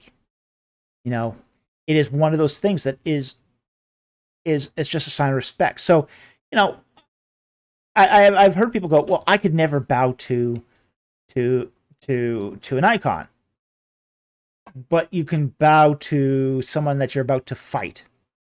Oh yeah, of course, that's different. How's it different? Okay, so I don't think that bowing is necessarily a pagan act. It's not necessarily a pagan, and it's not necessarily a worship. You know, you can show respect by bowing. You know, and I ask these people, would you show respect to the cross by, you know, or to a figure of Jesus by bowing to it? You know, not necessarily worshiping the figure, but bowing to it just to show it respect. And you put it like that, and I go, well, maybe. And then you sort of see, okay, all right, this is not a firmly held belief because but this is sort of a remnant of, say, say Reformation iconoclasm. So, you know, I have to take that. You do have to take that account. Is that some of this reticence to, say, bow is a result of, say, iconoclasm, a Reformation type of iconoclasm. Now, there is a difference, and I will say this. There is a difference between, say, showing respect and reverence versus worship. Okay? It's when you start crossing that line into worship that it becomes idolatry. So, I don't think there's anything necessarily wrong with bowing to the king, bowing to your martial arts partner, to bowing to an icon, or bowing to your business associate at a meeting in Tokyo. Okay? I do think there's something wrong with worshiping your business associate in Tokyo, worshiping the Virgin Mary, worshiping a prophet, and worshiping an icon. There's a difference. And it's a matter of what you are doing as you venerate. And that's very different. As long as you can keep reverence and respect separate from worship, not a problem. Okay? So, I hope that sort of explains it. Yes, they are bowing to the king. And yes, they are bowing to the Lord. And both of those are acceptable. Now, worship of the 12 disciples and Virgin Mary is never acceptable. Never acceptable. Reverence and veneration is. They're very, very different, and we have to be very, very careful to define what we mean here. Because if we start saying that, hey, you apostles, you're godlike now. You've got the power of God. I'm going to worship that. You've crossed the line. You've definitely crossed the line at that point. And I'm afraid sometimes veneration of the Virgin Mary definitely crosses that line. Especially amongst ultra-conservative Catholics. We do see that line crossed. Especially when we start hearing some talk about, say, the Virgin Mary being the fourth person of the Trinity. And I think that crosses the line. Okay? So anyway, I hope that answers your question. Thank you very much for that super chat. It's an interesting question, and it does, raise points of definition and where the line sits between reverence and worship. So thank you very much for the super chat. Very much appreciated.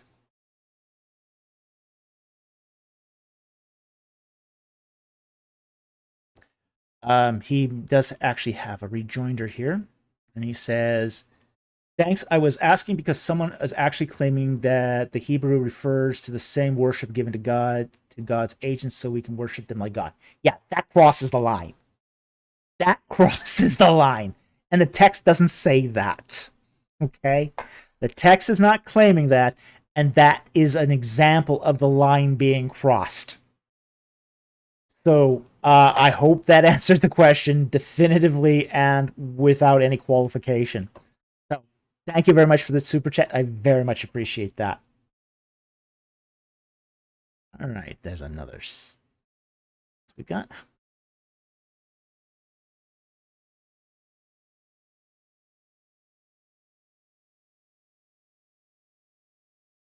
Okay, and next super chat is from What's the Takeaway for $5. Thank you very much for the super chat. In your opinion, are we close to these archaeological discoveries indisputably proving the historicity of the Bible, or are we already there? We're already there. Okay. As far as proving the historicity of the Bible, we've already got a lot of archaeological information that definitely proves details of the Bible. Now, oddly enough, you still get atheists out there that goes, There's nothing in the Bible that's absolutely been proven. Well, in fact, when Sean McDowell announced that I was going to be having my discussion with Titus Kennedy, there was one atheist that come on that said, "There's nothing in the Bible that has been shown to that has been shown by archaeology." Oh, really? You mean the Taylor Prism of Sennacherib doesn't show that he attempted to invade Jerusalem, just as the Bible had said? Really? You mean there wasn't a person called Pontius Pilate, even though we have, an inscription by him? It's just like, are you kidding me? Really? Oh, there's no such person as Jerubbaal, even though we have an ostraca with his name on it, and no such person as Jezebel, even though there's a seal with the name Jezebel. It's just, oh my gosh, it's just, there is a stretch of credulity here. It's one thing to say that we have no proof of, say, that God actually was involved in any of these events. But it's another thing to say that, well, we have nothing in the Bible to support any of the events. Oh, there was no King Jehu, but he's written on the black obelisk of Shalmaneser III, but there's no King Jehu. There was no King Omri, but he's mentioned on the Moabite stela. There was no King Ramses, and yet we got his body in the Egyptian museum. Like, oh, please, give me a break.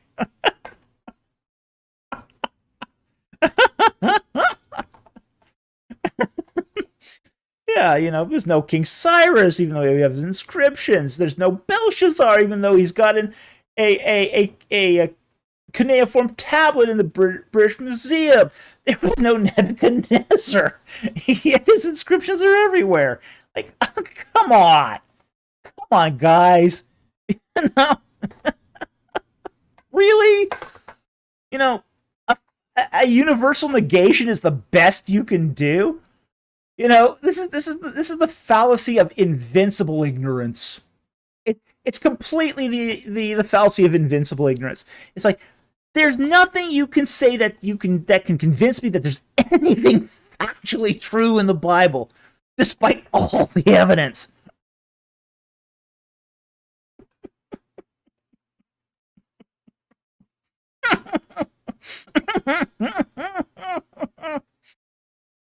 I mean, at that point, you're starting to think, am I dealing with a sane human being? It's just, it's nuts. It's really nuts. The cognitive dissonance here. I mean, it's so disconnected from reality. It's like you're just going, we got tons of evidence for the historicity of the Bible, just on a secular basis of historical analysis.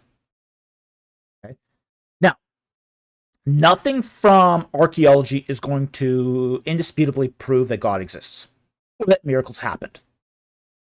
But you don't even have to take the Bible on that level to understand that the documents that made up the Bible have historical credibility. Each document of the 66 books of the Bible can be taken on a individual basis and examined for historicity. Some will fare better than others. Okay? But all have elements of historical truth. And, there are evidences out there that support each and every, text in the Bible to some degree. At least if you take them within the proper historical context. So, in effect, we're already there. We have enough to show that the Bible has at least a modicum of historical truth. And to be honest, I've seen so many attempts by atheists to make, say, stretched cases where they take an interpretation and stretch it to its limits to say, aha, prophecy failed. When any reasonable reader would say, what the heck are you talking about here? So, yeah, I've got I sort of laugh at these attempts. I laugh at these attempts because they're straining the gnat to discard the camel. Just bizarre. Really, really bizarre.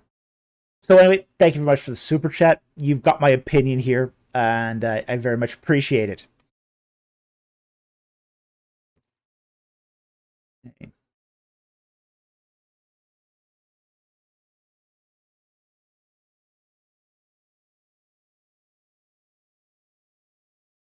Right. GRT Junior 01 for $20. Thank you very much for that great super chat.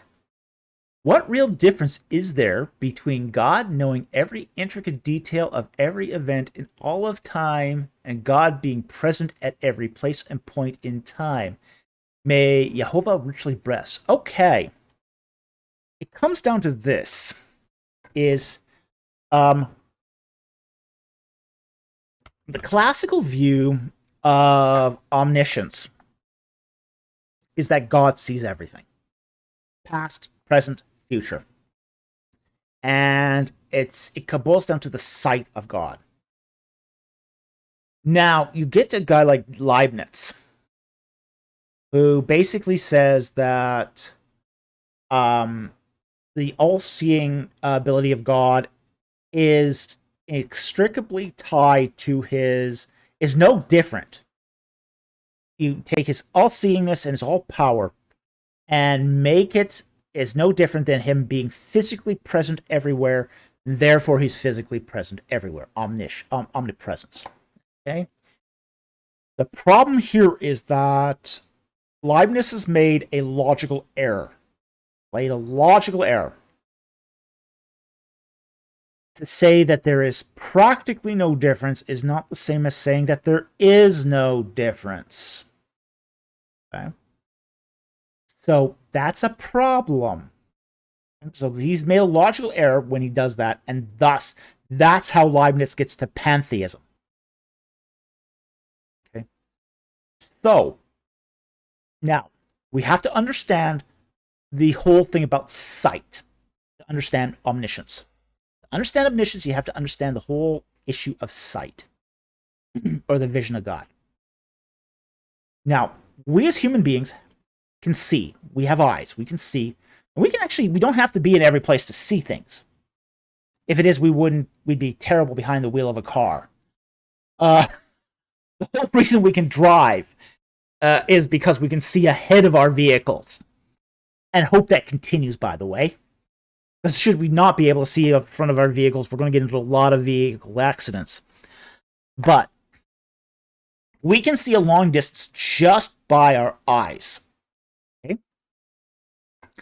Angels can see, and spiritual beings can see a long distance because they can focus. You don't actually need eyes to see. And many philosophers have pointed this out, is that you can have vision just by focusing in and out of yourself. So it is actually theoretically possible that you can see without eyes at all. And if this is how angelic beings are seeing, well, then why couldn't God have this same ability? Why does God have to be present to see? He can focus in and out of anywhere he wants, or at all places at once.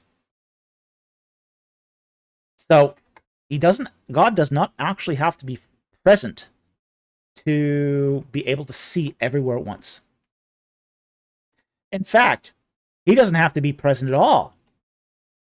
He could have seen it all once and just remembered it. So that's the other thing too, is he doesn't even have to have been there. He could have seen it in the future and just remembered it. So in many ways, the idea that God has to be omnipresent to see, in many respects, opens the door to other things such as open theism and pantheism. Okay?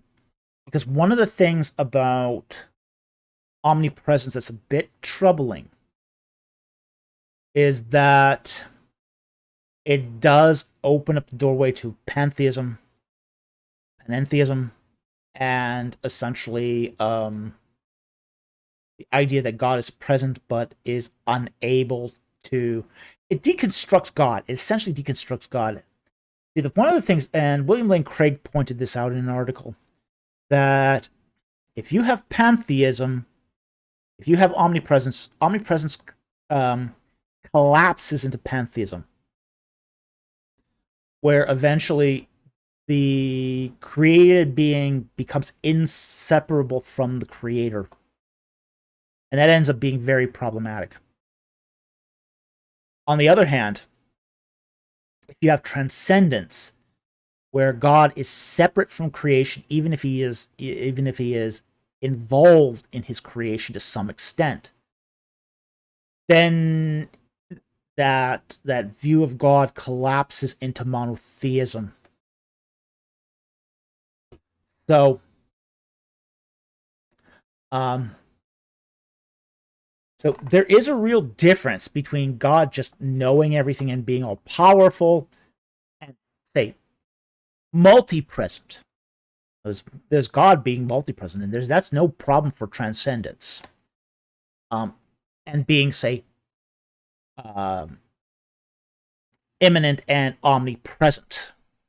Okay, omnipresence does provide a theological problem that's very, very difficult to overcome. But this is not the same as being multi-present. This is why we find, for example, say, the Bible going to great lengths to say that, hey, God's in sacred space. This is sort of what's happening in, say, the Garden of Eden. Is God is retreating into the garden, as there's a difference now between what's sacred and what's profane. And that's because if God starts living in profane space, he has to take action against evil, because evil is an complete it's a complete anathema to God.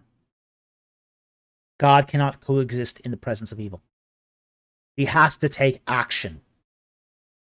So he creates sacred space to sequester himself from evil, so he can still have rapport with mankind, but he doesn't have to take immediate action against evil. He can choose another way, which is to deal with it through Messiah. So, anyway, I hope that answered your question. Thank you very much for the super chat. Very, very much appreciated. But yeah, I think a lot of this confusion between omnipresence and omniscience comes out of the fact that we don't appreciate the power of sight in God, because we don't understand it in ourselves and in other spiritual beings. But it is definitely one of those things that's really misunderstood. And it's misunderstood even for regular human beings.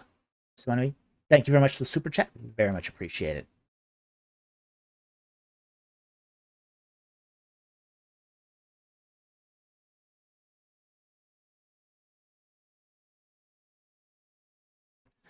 Okay, we have a $5 super chat here from Angel VWM, or WVM, for $5. Thank you very much for super chat.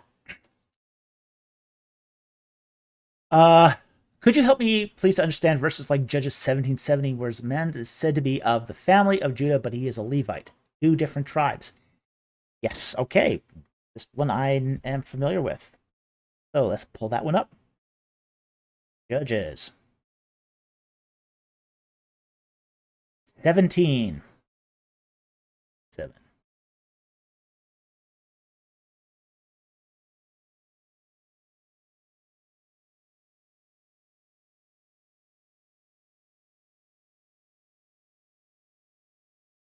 Bible here. Okay. Let's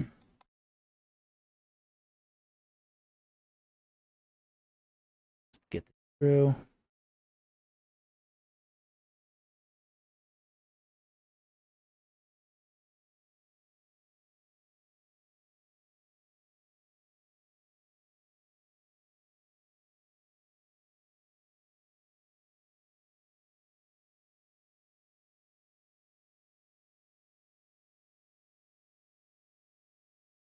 Okay. Now, we got to kind of understand here the difference here between clans and tribes. Okay? And once we sort of understand that, this verse will make sense entirely. Okay? Now, I'm going to read this, and I'm going to interpolate. I'm going to gloss it as we read it. Okay? Now, there was a young man from Bethlehem in Judah, of the clan of Judah, who was a tribe of Levi, and he was staying there. Okay? Now, you might have figured out what's going on already. I might have just given it all away. We have to understand the difference here between tribes and clans. Okay? Clan, when we look at, say, family structure, familial structure in Israel, the big structure is the tribe. Okay? Actually, the biggest structure is the nation. Okay? So you have the nation of Israel, and it's made of 12 tribes. Each tribe is made of many clans. And under each clan is a certain number of clades, or basically smaller family units. Okay? And then you got the nuclear family under that. Okay? What you have here, young man from Bethlehem in Judah. So that's the geographic location of the, and it says here, Mishkapet, which is a clan of Judah, not the tribe of Judah. So he's not a Judahite, but who was a Levite. That's his tribe. Okay? And he was staying there. So he's not a Judahite. He's not a Judahite. But there's a clan of Judah within the tribe of Levi. Okay? So I've seen this verse used when people want to say, oh, you can have two tribes. You can be a member of two tribes, but that's not what the verse is saying. The verse is saying he's of a clan of Judah, not the tribe of Judah. Say that. So it's saying that within, say, the tribe of Levi was a clan who was named after Judah, but not the same Judah of the tribe of Judah. Okay? So that's what's going on here. He's not of two different tribes, because tribal affiliation is passed down patrilineally. If your father was a Judahite, you are a Judahite. Doesn't matter what your mother is. Doesn't matter if your mother's a Levite. Doesn't make you a Levite. Your father was a Levite, you're a Levite. Mother was a Levite, doesn't matter. Doesn't matter, because tribal affiliation is passed down through the father, not the mother. Now, this is going to change in Rabbinic Judaism. But in this particular case, he's a Levite. He's of the descent of Levi. But his clan is of Judah. Not the tribe of Judah, clan of Judah under the tribe of Levi. So I hope that explains it. I hope that explains it, because I mean this verse trips up a lot of people. This trips up a lot of people, especially when they start trying to reconcile stuff like 1 Samuel 1:1 with, say, other verses like 1 Chronicles 6. So So anyway, I want to thank you very much for that super chat. Very much appreciated. But yeah, you can't be a member of two tribes. There's nothing in the Bible that has any indication that anyone was ever a member of two tribes. But, you know, you can be a member of a clan and a member of a tribe. And that's what we have here, is both his clan affiliation and his tribal affiliation. And his geographical location. So, thank you very much for the super chat. Very, very much appreciated. Okay, let's see what. Huh?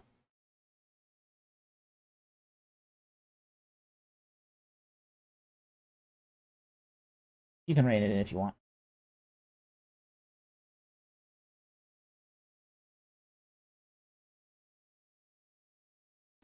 Okay, Frog Paste for $30. Thank you very much for the super chat.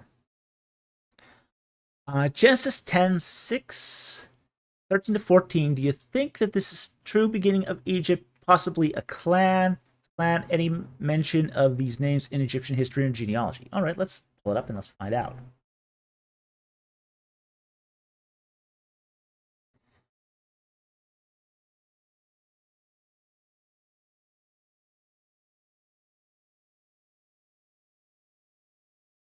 Up here. Now, we're dealing here with a table of nations, and there is controversy around the table of nations. This is some scholars have said that this is an idealized, say, tree of descent, and may not exactly be 100% accurate. It may be more of a religious sort of construct. But let's just see what we get here. I haven't actually studied the Tree of Nations in any particular detail, so I'm not going to speak authoritatively, but I'll just give you my off-the-cuff opinion here about it. So, and the sons of Ham were Cush, Mitzrayim, and Put, and Canaan. Okay, sons of Ham, maybe. And then 13 to 14. And Mitzrayim became father of Ludim, Ananim, Lahedim, and Naphtahim, and Pathrusim, Kalushim, from which came the Philistines, and 14. Okay. Now, Mitzrayim is Mitzr is the name for Egypt. It goes way back. We've never connected Mitzir to a particular individual. It seems to be more of a national designation more than a person. Does not seem to be a clan per se. We find it across Semitic literature. So Mitzir we find in Akkadian, Ugaritic, and Arabic, modern Arabic. We find it as well. That just seems to be the Semitic word for Egypt. So it's hard to say that this is a designation of a specific person per se. Casluhim is probably a designation of a kind of Philistine tribe. I don't doubt that. The others, I'm not so sure. Caphtorim, that's definitely what we would call, say, the Greek Isles. We've now Caphtorim, that would be Crete. That would be Crete. So these are people that inhabit, say the Eastern Mediterranean, in that area. Interestingly enough, I've done some work recently on looking at, say, the influence of Crete on Egypt, and we do recognize now that there seems to have been some trade between Egypt and Crete, at least going back to the 11th dynasty. So it happens a lot earlier than a lot of people realize. In fact, the whole, say, scarabs, certain scarab designs we find are done in a Cretan style. So, Ludim could be definitely the Lydians, or there are things here that are Definitely highly suggestive of those tribal, at least national groups on the Eastern Mediterranean. I don't know if they'd be clans, though. I think they're more national identities that are being personified. We don't find those names. Cafter? Yeah, we find that. We find that. Ludim, possibly. Kaslahim, yeah, find that. They're not personal names, and they're not seeming to be the names of clans. I don't think the history of Egypt is quite that detailed. So we don't find that in Egyptian histories or genealogies per se. And I think what we have here is really just an idealization of where these particular nations come from. It's kind of how are the nations being fit into, say, the anti-myth of, say, Israelite civilization, and that's what I think is happening here in Genesis 10. So I wouldn't even expect that these are real people, honestly. So, it's sort of a mix. It's a mix of real people and not real people. Real people and nations that are idealized as real people. So that's probably the best we can do with this text as far as say, what we have so far. But you never know. A new Stele may come up, and we might find something that's more, concrete. But, until it does, we can't say for certain. So anyway, thank you very much for that super chat. It's a very generous super chat. I very, very much appreciate it. And hopefully, if I couldn't give you an answer here, I gave you at least something that enlightened the text just a little bit.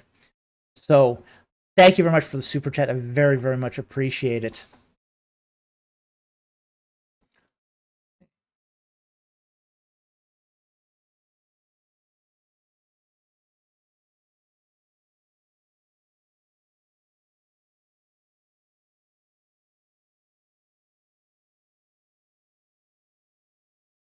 All right, Camel Leopard for $5. Thank you very much for the super chat. Is Griffin a possible translation of cherub? Okay, cherub. Were these griffins outside of the garden? I don't think Griffin is plausible here.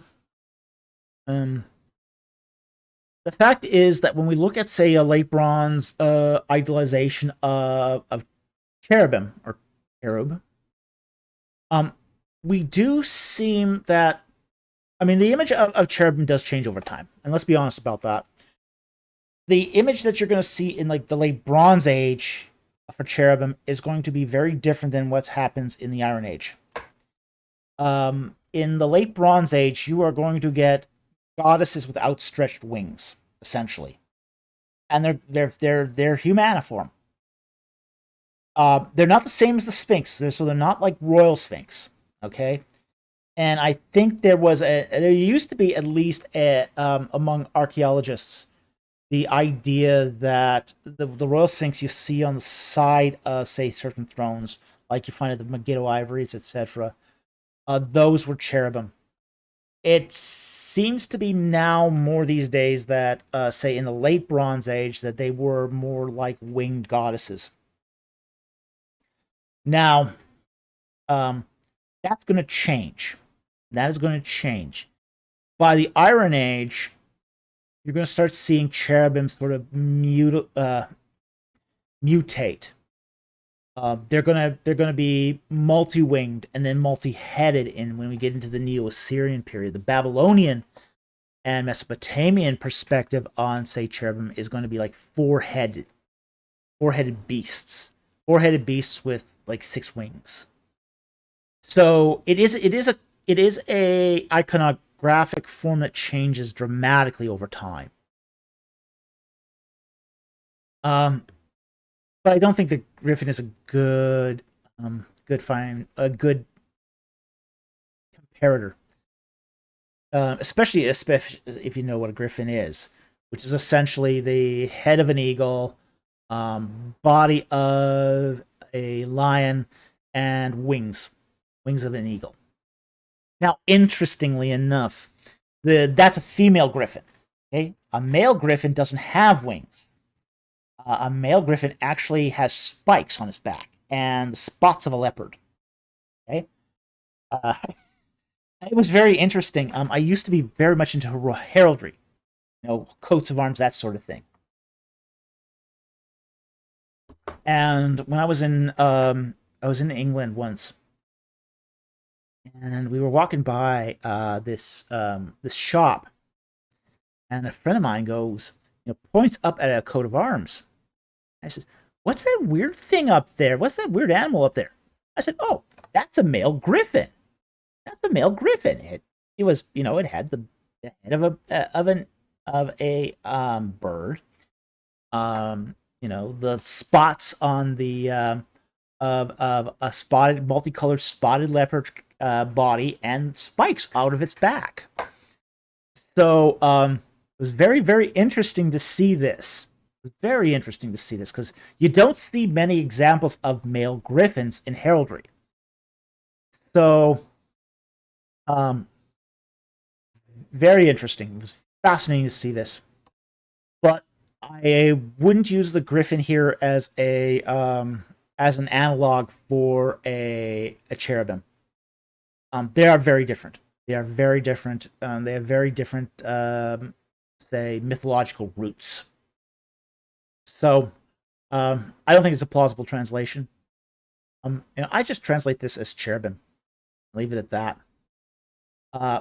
Perhaps winged lion if you really want to get more, say, ancient Near East. But then again, you're now getting into the Iron Age sort of translation of this, as opposed to, say, a late Bronze translation. So, anyway, thank you very much for the super chat. Very, very much appreciate it. Okay. Bruce Hardy for 499. Thank you very much for the super chat. Was Nimrod known in the ancient world, and by what names? Okay, we don't have any extra biblical evidence for Nimrod. Now, a lot of people speculate who Nimrod was. And the problem is we don't know for sure. There was a Assyriologist in the 19th century called Sayce. He estimated that that Nimrod was Sargon of Akkad. And that's been a very, very popular comparison. A lot of people have, through the years said, "Oh yeah, Nimrod, Sargon of Akkad, so similar." I'm not sure. I'm really not sure. I haven't looked at this closely enough to say, some people have said Sargon of Akkad, some have said Naram Sin. I don't think anyone's really sure of this. And I don't think there's any way to be sure of this. So I'd rather not. I don't like speculation. I'm really not a guy who gets into speculation.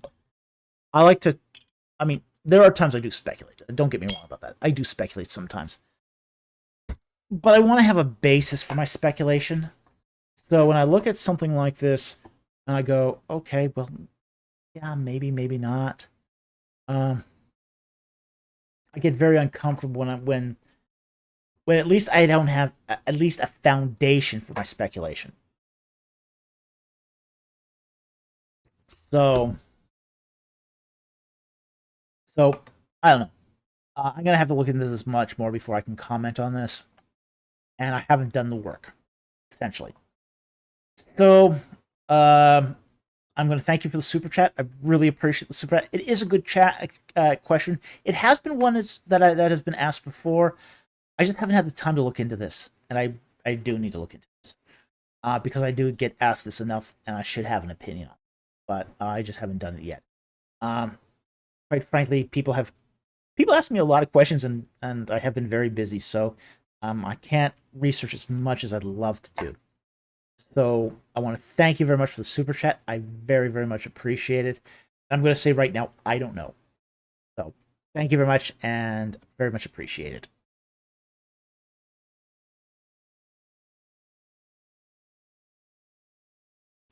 Okay, Train Manu for 499. Thank you very much for the super chat.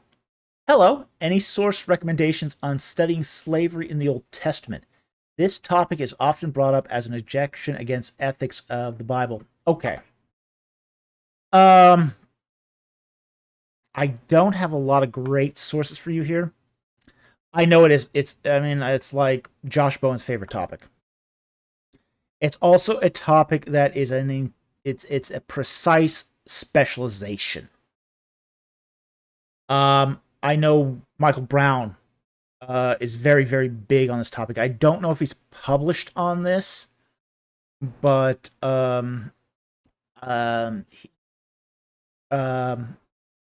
Richard Averbeck has published on this. I would recommend Averbeck's work on this. Of course, I know Dick personally. I'm actually good friends with Dick, so yeah, I definitely recommend Richard Averbeck's work. So that's who I'd go for on this. But it is a specialization. It's a specialization, which is why I don't debate on this topic. I don't debate on the topic of slavery in the Old Testament, because it is, you're having to combine many different disciplines at once. You're having to combine Mesopotamian law, slavery in general, Hebrew law, and there's a lot of scholarship being done on this. It's a huge corpus of material. Really, I mean, it's really a massive corpus of material, and it's a corpus of material that's constantly changing. There are publications on this being published every year. It's really hard to keep up on this. It's really hard to keep pace. Even like, for example, even say Josh Bowen's book on slavery is already woefully out of date, because much more has been published on this since that time. And it's just sort of an arms race of sort of new thought on aspects of what's normative Old Testament law. Is it descriptive? Is it prescriptive? Is it to show the wisdom of the nation, or is this a hard and fast, you shall judge this way? Is a back and forth thing in scholarship right now. Right now, scholarship is probably more leaning towards descriptive law, and say, law to show the wisdom, or say case law, and leaving the final decision up to the judges, rather than say a hard and fast, these are the rules in which you govern a nation. Okay. A lot of scholarship is now leaning towards that angle. However, it's, as I said, it's such a fast evolving topic in scholarship that you really have to keep up on this to be an expert. You really have to keep up on this.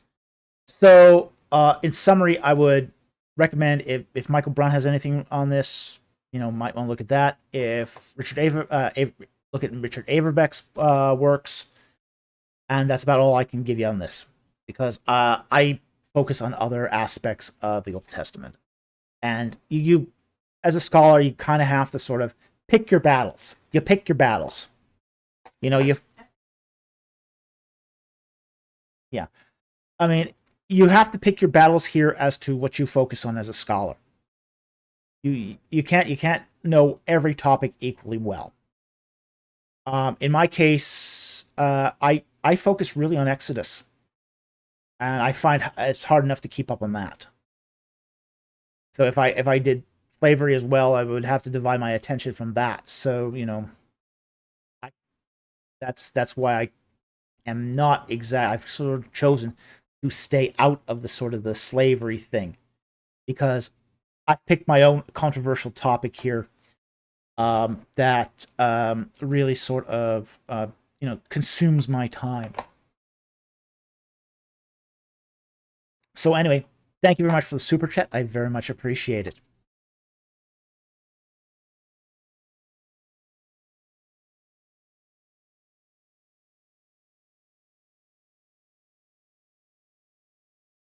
Okay, Lion Green for $5. Thank you very much for the super chat.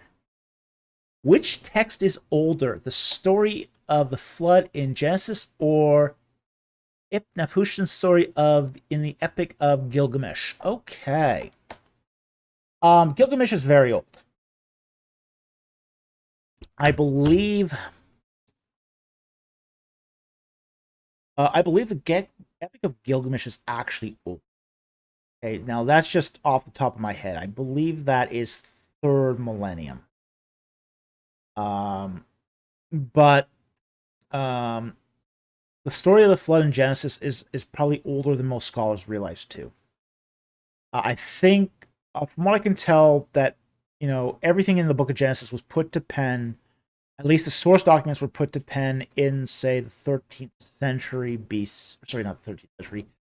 Yeah, the 13th century BC. Towards the late 13th century BC.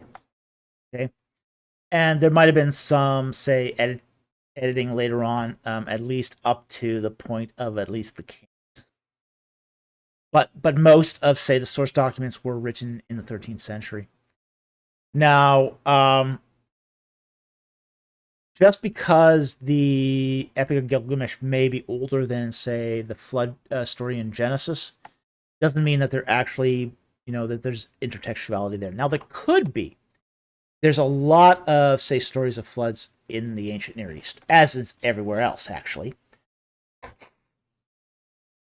But at the same time, too, just because one is older, you can't say that because one is older that one takes from the other. Well, that's a logical fallacy. So, we do have to be careful here. Just because we admit one is older, that we're saying that one is borrowed from the other. Because when you look at, say, the Epic of Gilgamesh, you compare it to Genesis, there's almost no similarities. You have a flood, and that's about it. The serpent in Gilgamesh isn't the same kind of serpent as you find in Genesis. The one in Gilgamesh is a snake, a literal snake. The one in Genesis is a Nakash, which is not a snake. So, there's some differences here that are just not really pointed out here. So,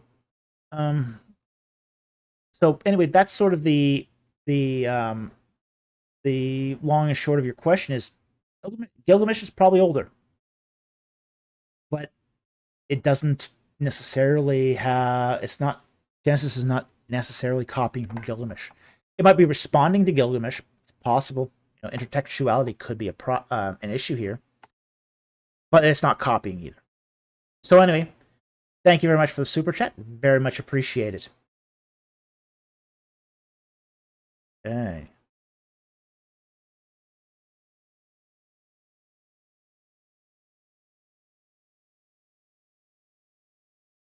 Quarter to 11 here. We've almost gone 3 hours. We've still got a couple super chats left. Slim2K for $2. View on open theism and middle knowledge. Salvation issue? Potentially. That's potentially an issue. I have some problems with open theism. Middle knowledge, not necessarily. Now, what's middle knowledge? Middle knowledge is, say, contingent knowledge. Basically, if God says, there's a fork in the road, does God know which way man will choose? Okay, and that's the huge debate here. God says to King David, if King David wants to go back to Jerusalem to collect Milcah, his wife from daughter of Saul, and God says to King David, if you go back to Jerusalem, you will be captured. Well, David doesn't go back to Jerusalem. Now, the big question is, did God know he would not go back? Is he looking at two possible futures? Is God aware of the choice? Okay. Now, I would say in this case, middle knowledge can apply to both open theism and it can apply to Molinism. Okay? Molinism is orthodox. I don't have any problems with that. Open theism isn't orthodox. Open theism leaves open almost all the doctrines of Christianity for, up in the air. And I think that's a problem. The whole idea of, does God keep his promises? Up in the air in open theism, not up in the air for Molinism. Molinism, God keeps his promises. Okay, so, middle knowledge. In open theism, God doesn't know the future. The future's an open blank slate. And the future can go any direction in open theism. In Molinism, God knows which direction people will take, but he doesn't directly influence it. Very, very different perspectives, but using the same data. I think one is perfectly fine within the pale of orthodoxy. The other one is really outside of orthodoxy. Molinism, have no problems with it. I have no problems with Molinism. Open theism, yeah, I think that's really dangerous territory. So anyway, that's my perspective on it. Thank you very much for the super chat. Very, very much appreciated. Okay. The Bible exegete for 25 Romanian. Thank you very much for the super chat. Very much appreciated. The 13th century Exodus relies a lot on the name of Exodus. Yes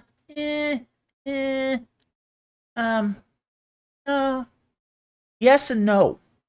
Yes and no. What kind of arguments would change Ramesside dating of the Exodus? Please give one or two examples. Okay. It relies a lot on the name Ramses. And the reason why is because Ramses is such a unique name. It's incredibly unique. We have to keep in mind that Ramses did not exist as a name prior to Ramses I, General Ramses I. Okay? So, and it's very, very unique in its construction. Now, you hear some twits say that, oh, Ramosa and Ramses, same thing. No, it's not the same thing. Not the same thing at all. Spelled differently. Grammatically constructed differently. So it's very unique. It's very unique. So it's hard to, like Ronca. Ronca will tell you that this name does not occur prior to the end of Dynasty 18. It just does not occur in any documents at all. But here's the problem, though. 13th century Exodus does not only rely on the name Ramses, it also relies on the name Pithom, and Migdol, and Balsaphon, and Pihahirot. All of these toponyms are basically 13th century. That's a problem. That's a problem. It relies on the existence of certain features of these towns. That's a problem too. Okay? The dating of the Ramesside period is pegged against, say, Hittite, Babylonian, Assyrian sources. Even your Ugaritic sources are involved. Okay? The dates of the Ramesside period are not going to move chronologically. There's too many synchronisms here. The Dynasty 18 is really pegged. It's really, really pegged. Our dating for, say, late Dynasty 18 right now will only move by maybe plus or minus 5 years. It's that accurate at this point. And as a result of what we know of the Ramesside period, it's not going to move much either. It might also move by plus or minus 5, maybe 7 years. But it's not going to move much at all. It would be very, very difficult to move these dynasties at this point. Now, it could happen. We could get some information that refines these arguments, these datings, but we're not going to get anything that sort of moves it by 20 years. That's water that's under the bridge at this point. You know, that's sort of off the table. So, when you look at, say, the 13 Exodus date, it really is relying on a lot of stuff that we find in Exodus itself.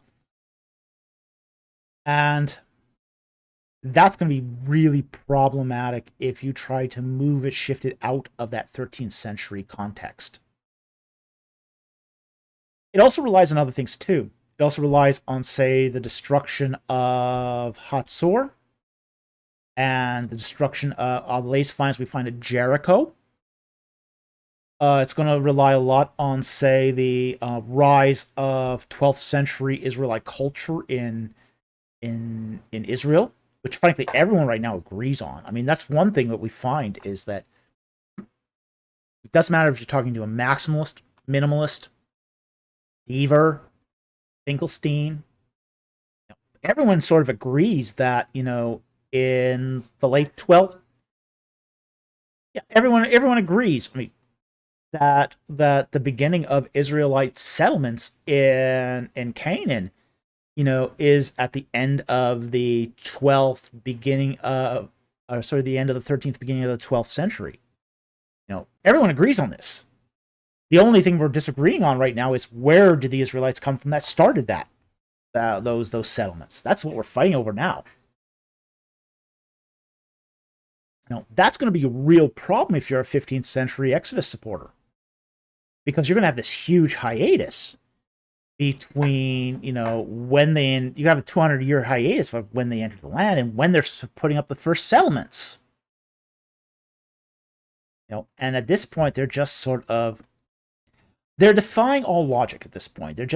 They're doubling down on an incoherent case to try to make it work. And it's a losing proposition. Ultimately, it's a losing proposition. So, it would be very difficult to change the dating of the Ramesside Exodus at this point.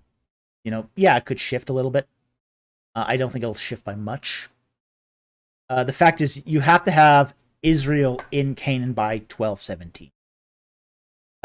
Just because of the Merneptah Stele. So, you know, you're not going to be going very far back before you start running into problems. So you don't have a lot of wiggle room. You have the abandonment of Osiris in the mid-13th century. And then, roughly 40 years later, you have Israel appearing in the Merneptah Stele. So, you know, tough job. It would be very, very tough to try to overthrow that. Well, thank you very much for the super chat. Very much appreciated. I hope that answered your question. Okay.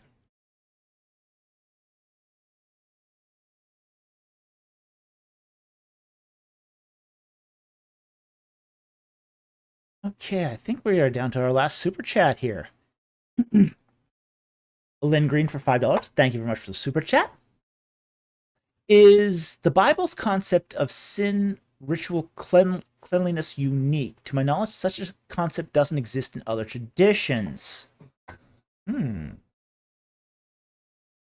Okay.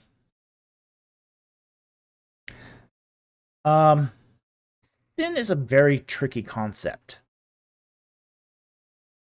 And it doesn't seem to be directly tied to ritual cleanness.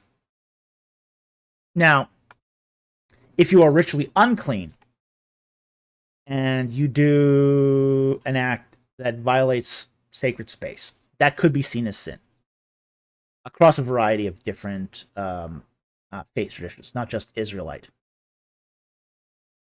But to be ritually unclean does not mean you've sinned, as long as you take care of your ritual uncleanness. Okay? It's what you do in that unclean state that determines whether or not you've sinned or not. Egypt did have a sense of ritual uncleanness. Definitely. Which is why priests went through this elaborate purification ritual prior to going into a temple. They would ritually bathe. They'd shave all the hair off. They would wash their mouth out with natron, and then they put on clean linens and papyrus sandals. At that point, they were ritually clean to go up and do temple worship. Okay. The Egyptians, though, had a less defined concept of sin. They believed that the heart could be made heavy by acts of evil, by acts of wrongdoing. But they also believed that that could be wiped away through rituals. Okay? So wrongdoing didn't carry the same sort of personal guilt that, say, for example, you find in, say, the Bible's concept of sin. Okay, so there is a difference. There is a difference. And, you know, even concepts such as Ma'at and Isfet that you find in Dynasty 19. This is one of the things, too. We have to understand about, say, even in Egyptian, when it starts developing some of these concepts, like Ma'at. One of the things we discover with Ma'at is we don't find it really as a fully fleshed religious concept in Egypt until, as I said, Dynasty 19 is when we start seeing it coming into its fullness. Part of that, there was no worshipping of Ma'at. And this is one of those things that's unfortunately was an idea that was populated by Jan Osman. Jan Osman was a big promoter of the idea of the dichotomy between Ma'at and Isfet. But it's a great dichotomy, beautiful dichotomy. Unfortunately, it's not true.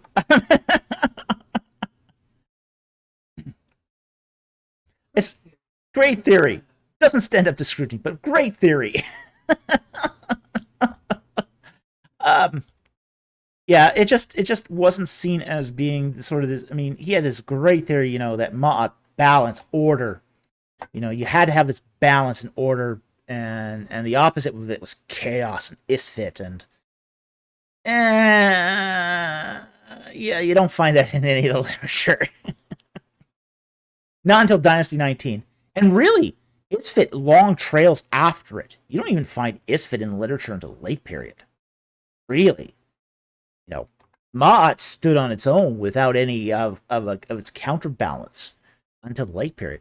And it's really in the late period we start seeing a lot of this Egyptian knowledge about what we would call, say, you know, even eternal torment and punishment. All that seems to come into the late period. Yeah, the Book of the Dead had lots of, you know, proved that the afterlife was an extraordinary, dangerous place. That you could die very, very easily an eternal death. But if you practiced all the rituals, you avoided all that. Well, come to late period, and you start discovering that, you know, they start coming to the idea that, well, maybe it isn't avoidable in some cases. You know, maybe some people are so bad that they end up, you know, having their heart eaten by by Amet and end up, you know, their heads dunked in a lake of fire. You know, that's you know, we find eternal conscious torment start showing up in late period Egyptian literature. And this whole idea of, say, sin and, say, consequences for sin. That's late. That's very, very late in Egyptian literature. So it's not. It's somewhat unique to the Bible, at least in its expression and how it's fleshed out. But you do see traces of this in other traditions as well. I'm not so familiar here with how the Mesopotamians treat this, but you see traces of it in Egypt. But ritual cleanliness much long before. Yeah, that you definitely see. No question about that. Ritual cleanliness, you see that very early on in Egypt. A fully fleshed form of sin, as you would similar to what you see in the Bible, you don't see that to the late period. But it is something that's a gradual something that gradually builds up over time. It's an evolving concept in Egypt. So anyway, I hope that answers your question. Thank you very much for the super chat. Very much appreciated. Okay, we've just hit 11 o'clock. I'm going to take 2 super chats and then I'm going to call it a night because it has been a long night. So, take 2 non-super chats, and if I don't find any, I'm just going to call it a night. So, let's see if I can find something.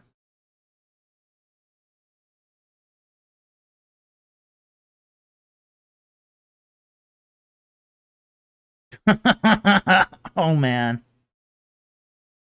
I'm not even going to touch the Ron Wyatt one.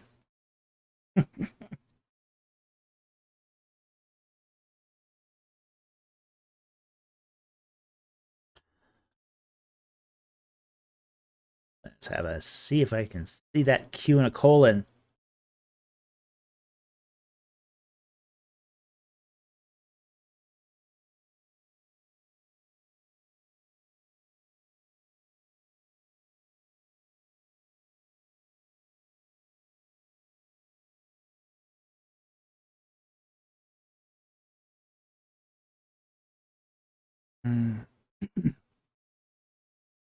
Hmm.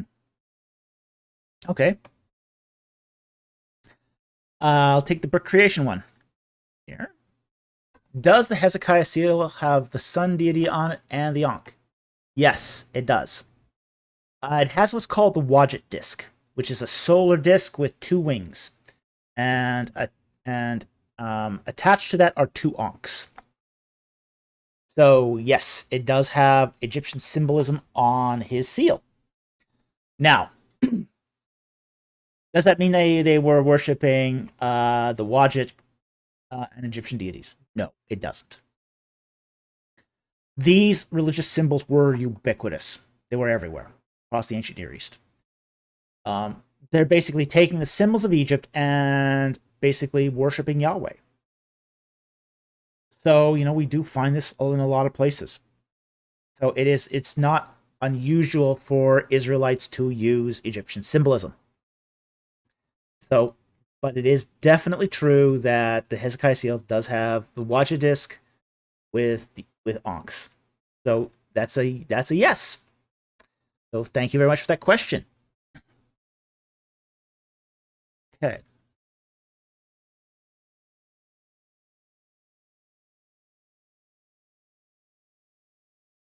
I will take one more non-super chat, and then I'm going to call it a night.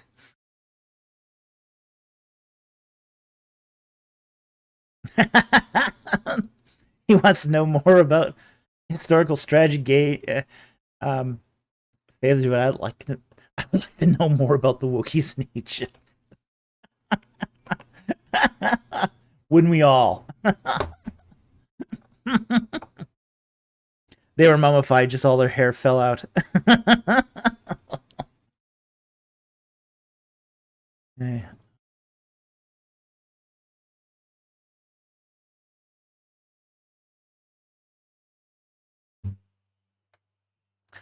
Ooh.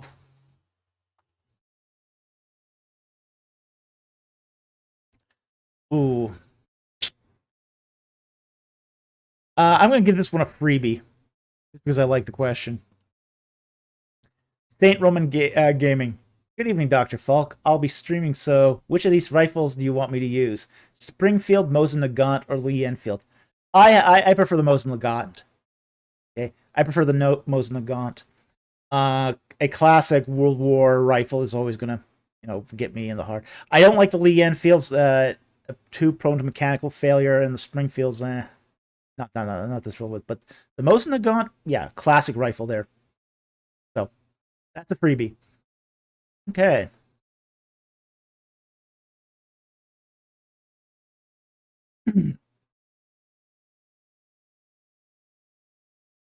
I'll take this one from SwiftSea. And he says, when Cain is worried about killing others killing him in Genesis 4:19, does this apply that there were other humans besides Adam and Eve? Yes. Okay. But it also implies something else. That there were other, not necessarily other humans besides Adam and Eve of Adam and Eve's generation, but that enough people had been populated that were born around by Adam and Eve that other relatives now posed a problem. Okay. So it's not a contradiction. It says that Adam and Eve had other sons and daughters besides Cain, Abel, and Seth. Okay. So it's not a contradiction. It's explained by the text. But there were other people around who were descended from Adam and Eve. So that's what's going on there. So thank you very much for that question. Okay.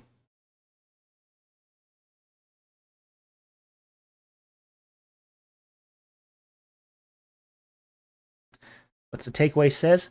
Comment. You are a good teacher, Dr. Falk. Well, thank you. I very much appreciate that. I always appreciate comments that stroke my ego.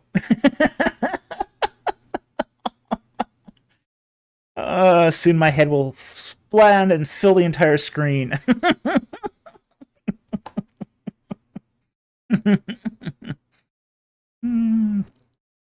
Okay, let's have any more questions here. I can, in all good conscience, call it a night, but let me see if there's anything more interesting that I can just quickly answer, and then we'll call it.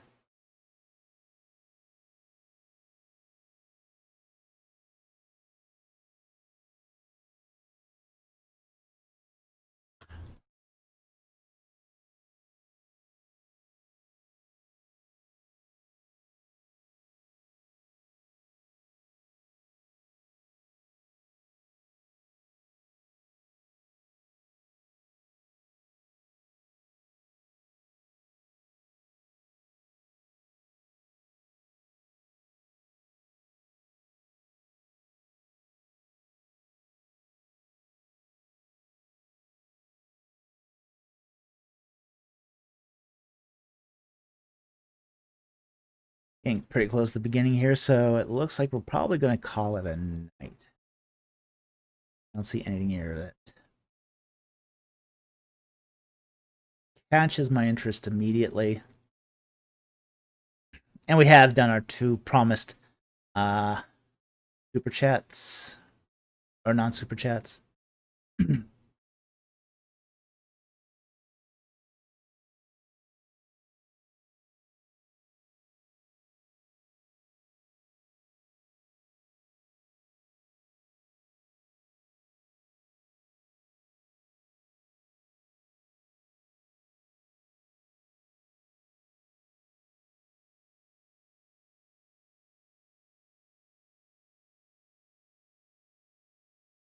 I'll take this quick one here from Warrior of Most High. Have you ever done game developing? Yes, I have. I'm currently under NDA. So I can't comment on it. But I have done it. Okay?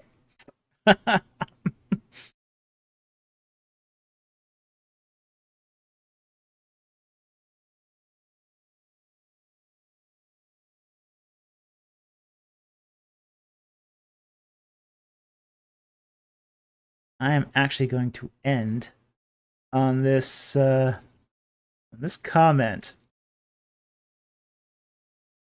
Mecha Tanky Stellanus. Dr. Falk will convert Titus Kennedy to the late date. Flesh phase. Yeah, I doubt it.